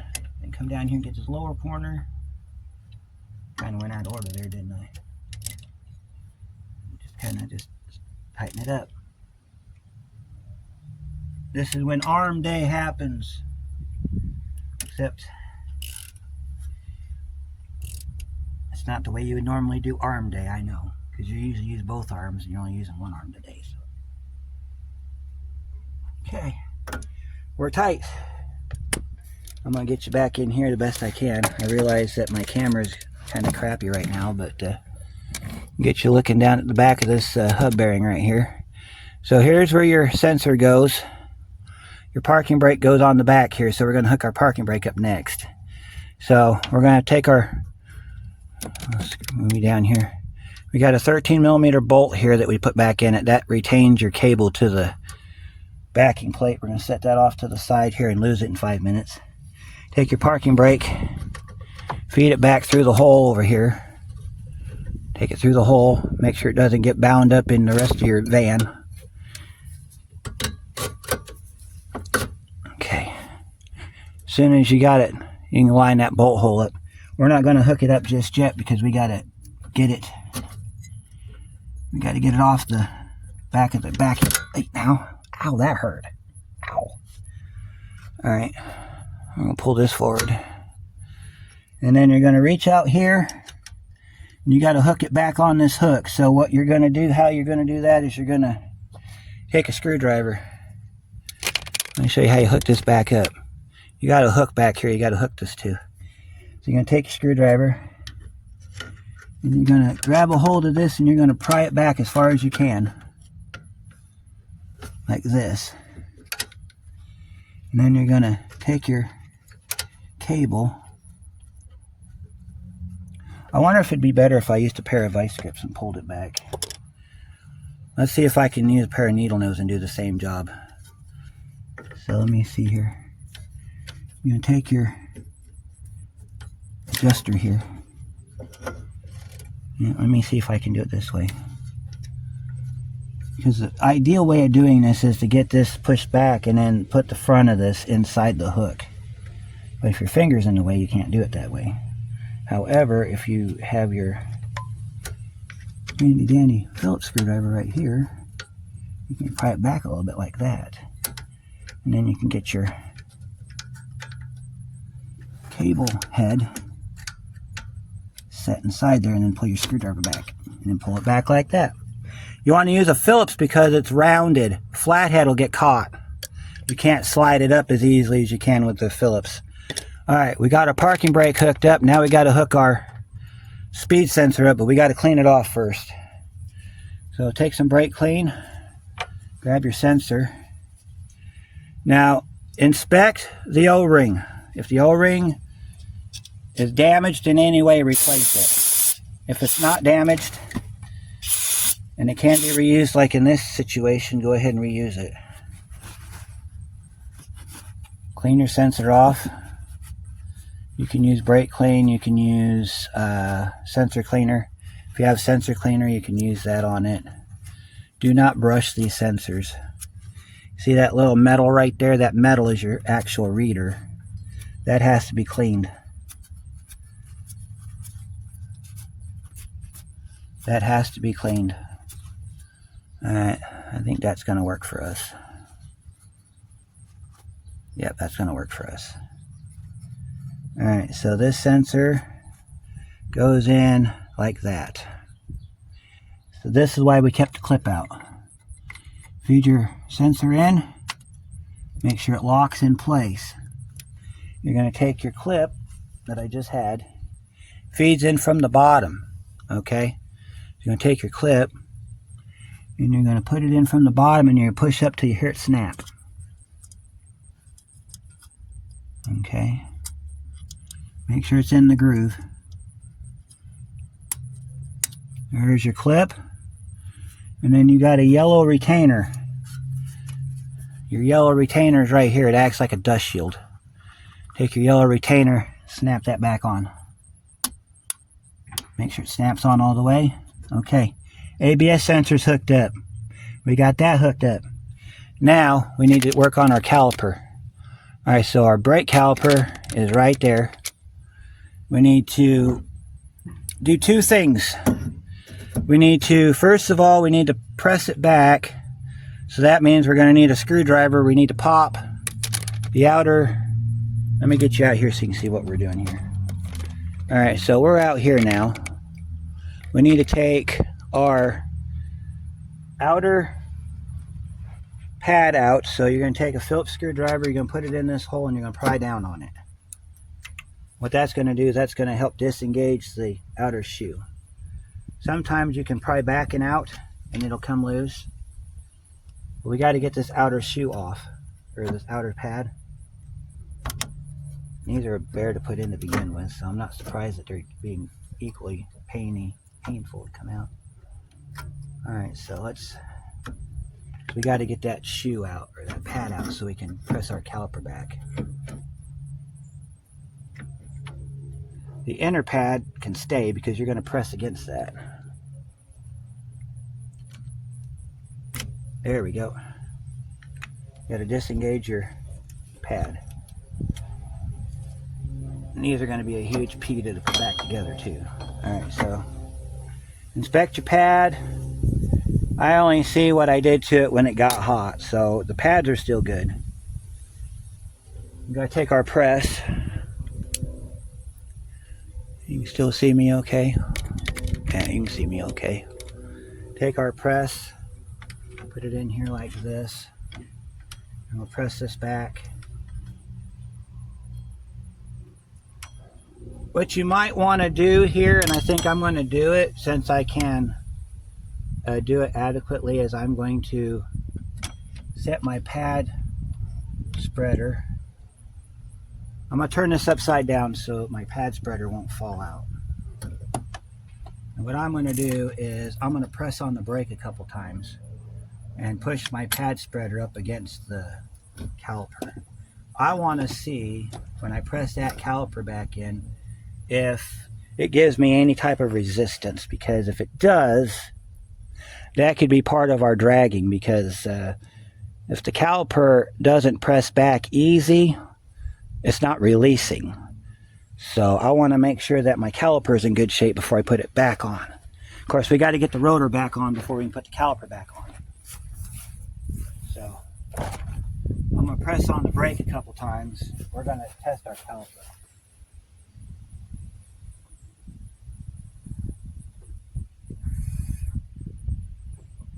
Alright. That should have pressed that piston tool up against the back of the, or the front of the caliper. It takes a little bit, but it gets there. All right, yeah, we're fully pressed out. So now I can take my caliper. I'll show you what we're going to do. We're going to take our caliper tool and we're going to press this caliper back, and we're going to feel how much resistance we get from it. Oh, that feels really good. Yeah, we don't have a caliper problem. Our caliper feels beautiful. All right, so let me go grab our rotor and we'll slap our rotor on. Before we do that, we need to, you guessed it, we need to grease our hub. We need to grease our hub because that is where your problems are going to be. Now, we have to put the rubber cover back in the backing plate for the adjuster wheel. But we need to adjust the adjuster wheel before we put it all back together. So that's going to be the next step.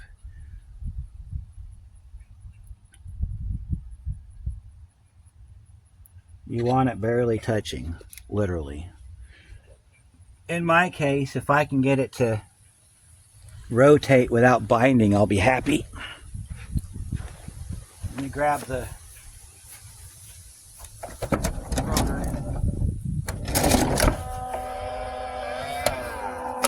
Okay, that door you can do that with. The other door you can't.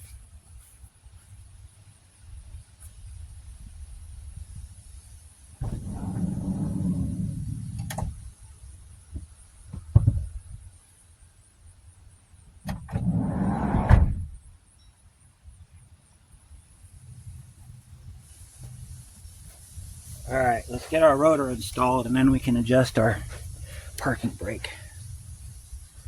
We may not have to do any adjustment, it might be right the way it is.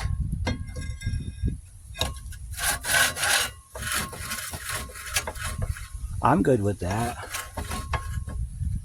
Now, if you want to adjust this parking brake, you would go backwards, and instead of hitting the brake pedal, you would push the parking brake.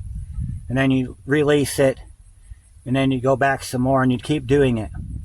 And then what you want it to do is when it's in drive, off of idle, it should keep the van still. If it doesn't, then it's not adjusted properly. That's the whole idea behind the parking brake, to keep it stuck going forward.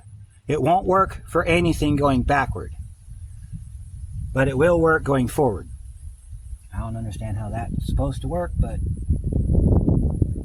I don't know. All right, so we got our rotor back on. We're going to fix our pins real quick. We're going to put some grease on our pins because our pins are really hard. Them things are terrible. Push your pins out. What we're going to do is we're going to slather some grease down inside here too. You want to put them inside the rubbers. So we're going to set our caliper over here. We're going to grease our pinholes. We're going to put a little bit of grease on the pins themselves. Then that way, when we go to put the pin into the caliper, I don't think you can see any of this. We're all the way over here. Take your brush and you put some grease on your brush, and then you put your brush in here like that.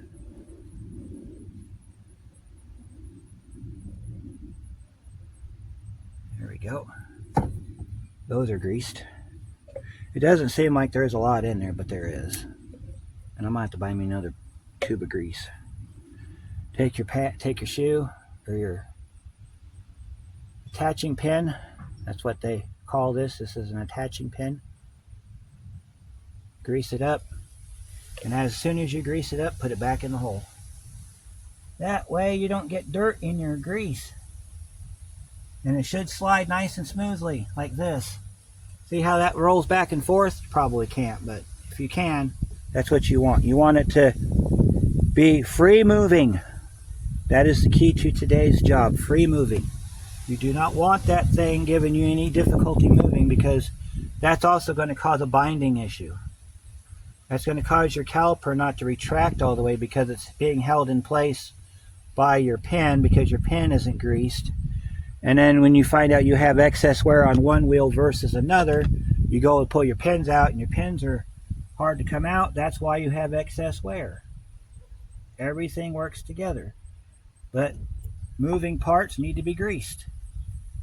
So this is what we're doing.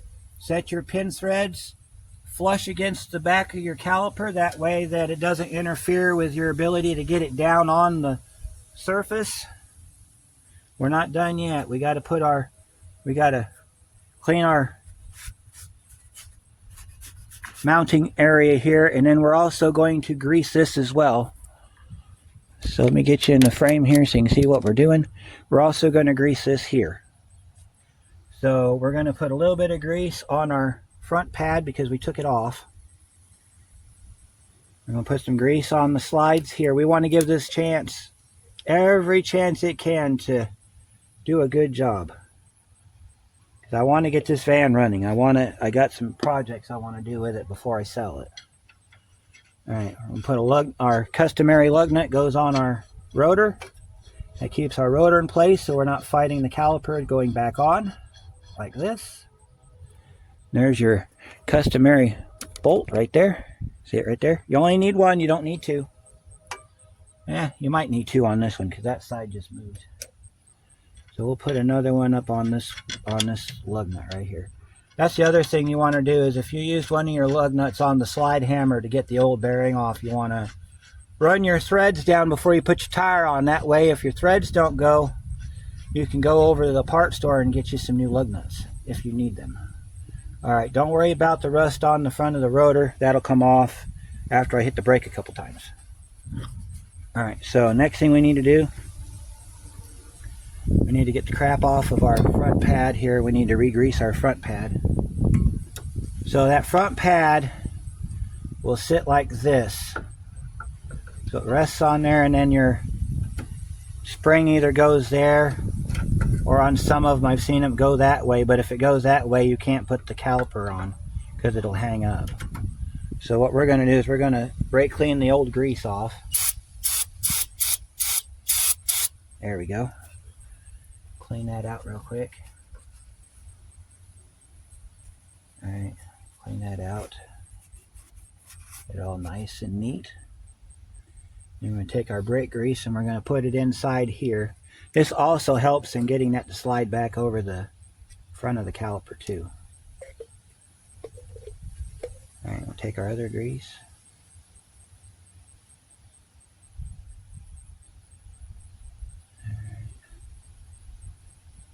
Just kind of put the grease all around the front here like this. Alright. Then I'm going to show you a trick. Alright. Since everything is as it is, you should be able to do this. Take your caliper, put it over your pad, and then, if you're lucky, everything lines up. Make sure all your pins and everything are good. Make sure, lock it down like that. You don't even have to fight to get the pad back on. Shove it down. It'll lock right in.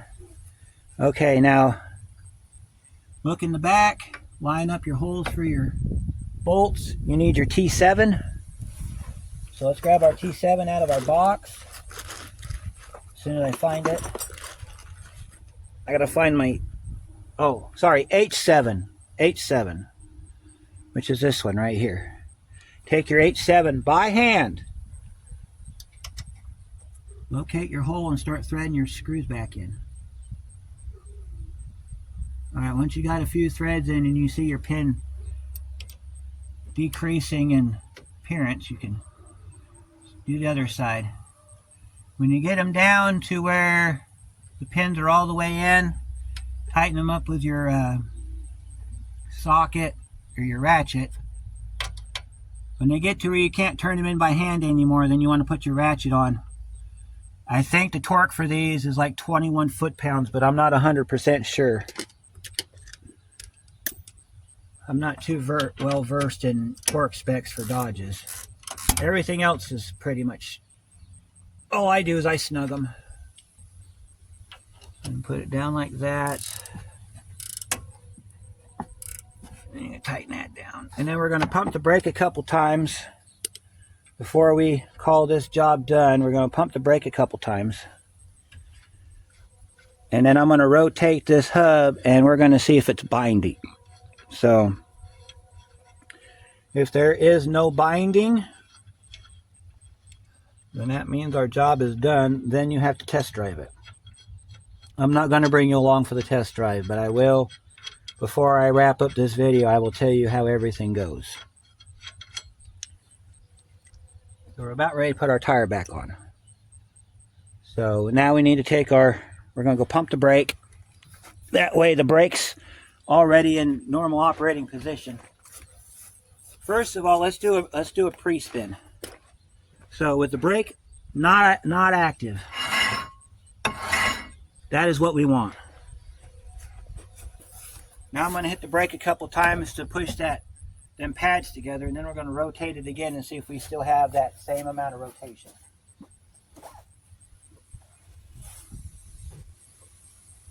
All right, our caliper has been exercised. Now if I have to turn that with a screwdriver, that means we have another problem. All right, feels good to me. Yes, that is 1,001 times better. Now we're going to jack it up to where I can get the tire back on. And we'll put the tire back on, we're going to rotate it again. Because now the caliper is going to be pressed, everything's going to be smashed together because the tire's on there.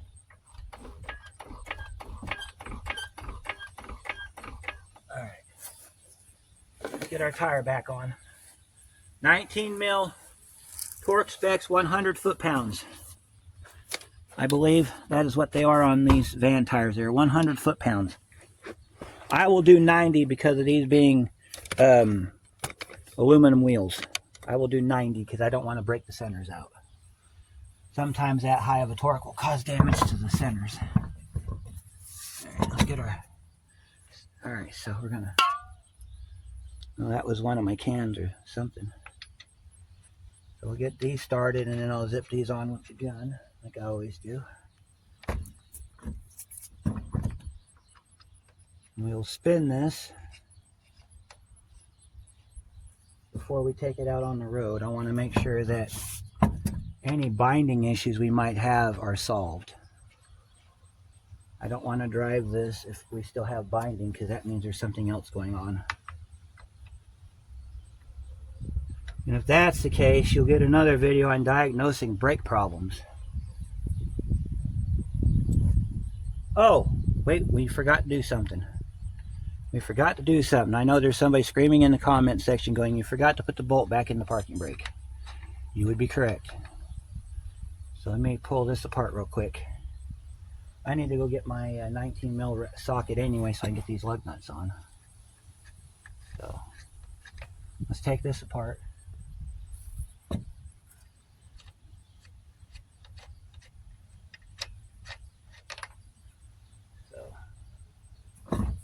I'm going to leave this part in because this is what happens when you get ahead of yourself. So,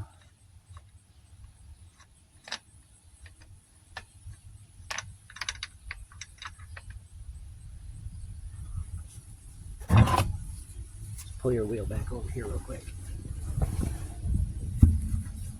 We got to put our 13 millimeter bolt back in. That bolt goes in the back right here. We were supposed to do that before we put the caliper back on. This bolt goes in this hole back here. Hold your parking brake intact. If you ever have a problem with your parking brake, it's probably because you forgot to put that bolt back in. And that just tightens up just like a normal bolt does.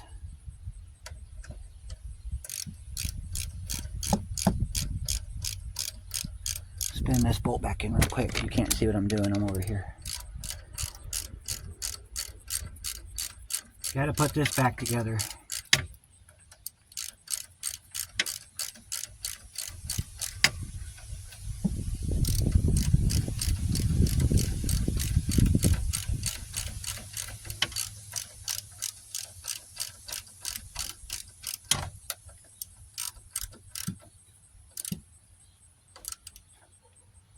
All right, we're good.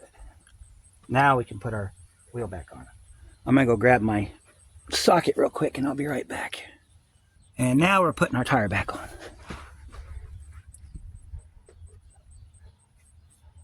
Get that done real quick.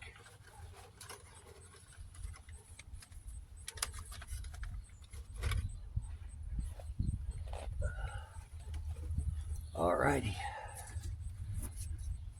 Yeah, all those videos, it gives you the 9-10 minutes version. That's because it takes them literally as long as this video is to get this done. I'm gonna say, if you're wondering about the time it takes to do this, if conditions are perfect, which means you've got no rust jacking, you've got all your tools where you need them, you don't have to wait on anything, all your parts are available, you haven't lost your 19mm socket that you just had in your hand, you know, perfect conditions, you might be able to get this done in about 45 minutes to an hour, roughly. That's also making sure that you don't have anybody in your ear like kids or customers or, you know, stuff like that.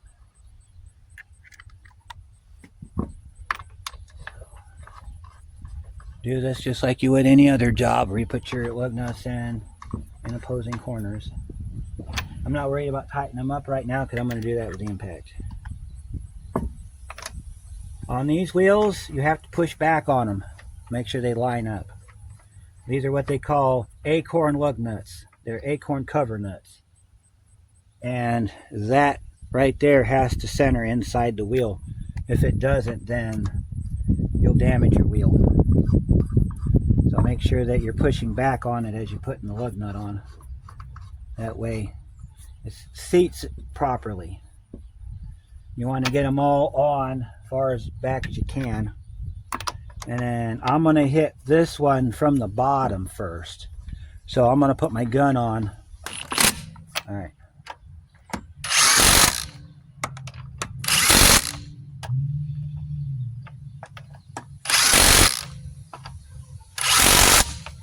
All right, I set it back on 3 so I can break stuff loose with it later. Set my gun to the side, grab my torque wrench. We've done the torque wrench class, so I don't need to do that again. This was set to 100 because I had a customer in with a truck. So I need to roll this down to 90, which is probably 1 full rotation of the handle. Because like I showed you in the last time we did torque wrenches, you have an angled line. I don't know if you can see it very well in this shot, but your 0 lines up with the center, and then the top of the handle lines up with that line right there. So that tells you, if you can't see that line, that means you're at 90 foot-pounds. So before we torque the wheel down, we're going to spin it.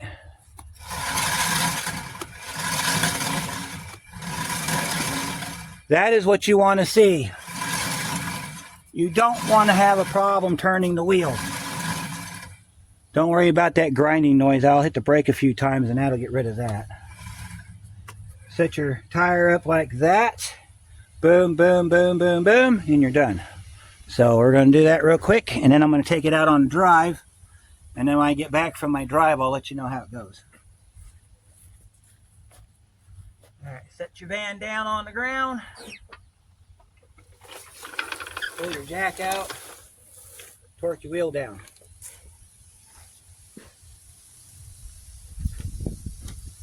So I'm going to start on this one.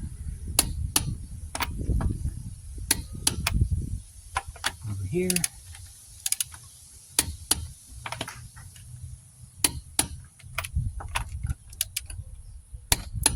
Alright, and then we're going to go back around.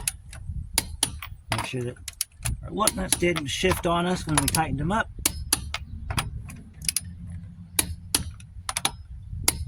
You're done. So I'm going to take this out on a test drive. We'll wrap this up. So I'll be right back. Got back from the test drive. Let's check our heat. No heat. That's beautiful.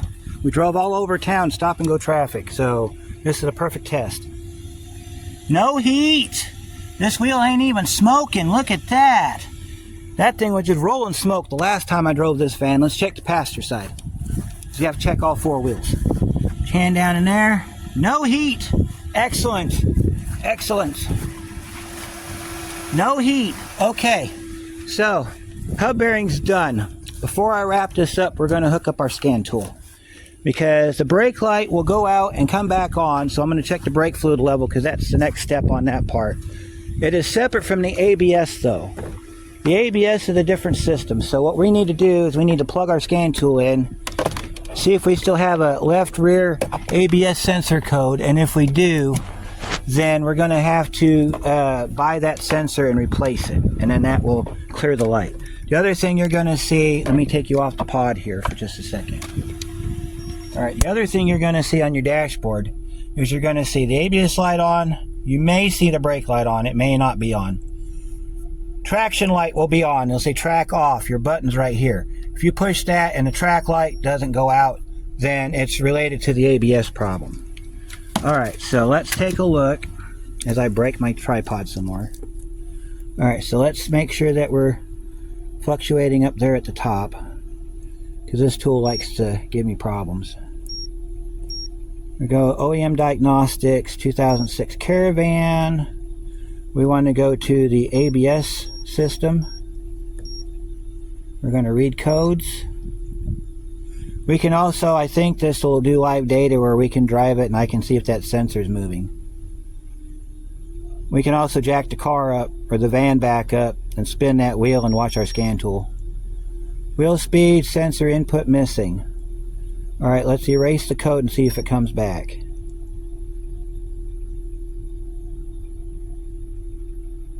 It's running a little rough because I got to do a tune-up on it.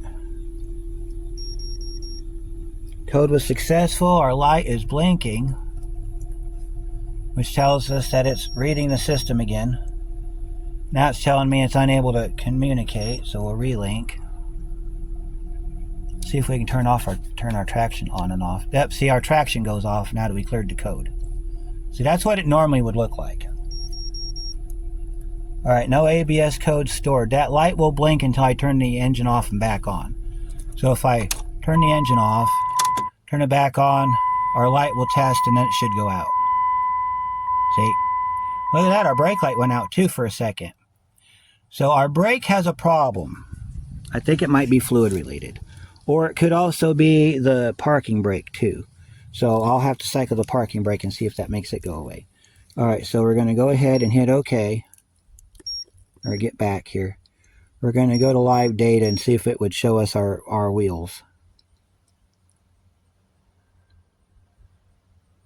Yeah, see, brake light switch. We're going to wait for it to populate. I want to see what we're doing here as far as our switches go. Alright, inactive, right front wheel, NA. That's weird. Now if we press our brake pedal, it should say active. Okay. It should say active if you push the brake. There we go. She's a little slow reporting today, folks. It's going to say NA if it can't read the sensor. Left rear wheel's the one we fixed. See how it's fluctuating back and forth? That might be just how Dodge does it. It'll just fluctuate back and forth depending on how it reads. So our brake pedal works, so our brake switch is good. So let's check our brake fluid level, because that would be the only other thing that I could think of that would keep that light on, other than the parking brake having a problem with the parking brake switch, because that light comes on if you set your parking brake. So if our fluid's good, which I'm assuming that it might be, then we got a bad parking brake switch. I'm going to set you up like that so I get this hood up.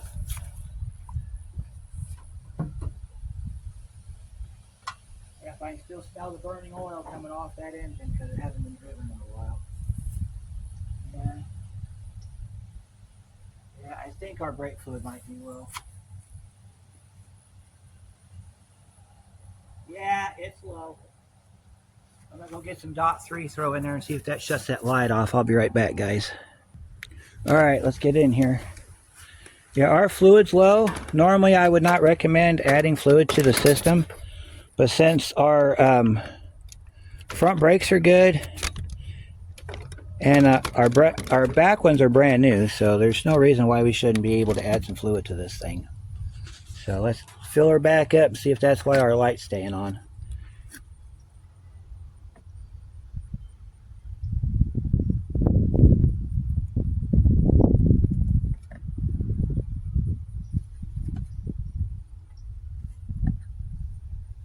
Let's see, is that there's a line in there. I need to see if that's my full line or not. No, the fill line is all the way up to the bottom of the filler neck there, and I ran out of fluid. So let me go grab my other bottle real quick. All right, let's add some more fluid to this.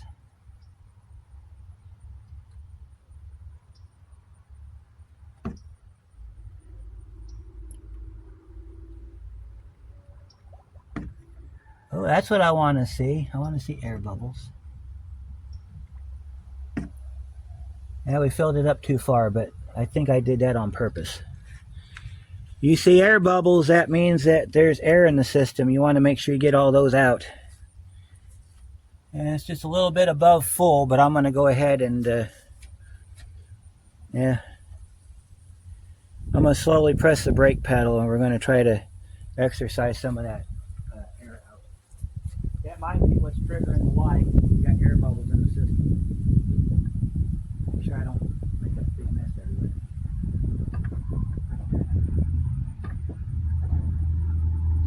Alright.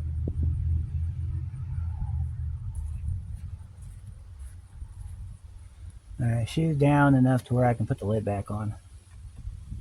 Alright, let's see if we got enough fluid in the system. When we start the van up, it takes that light out. And then we'll wrap it up for this episode. Alright, so let me get you back off the pod so that you can see what I see.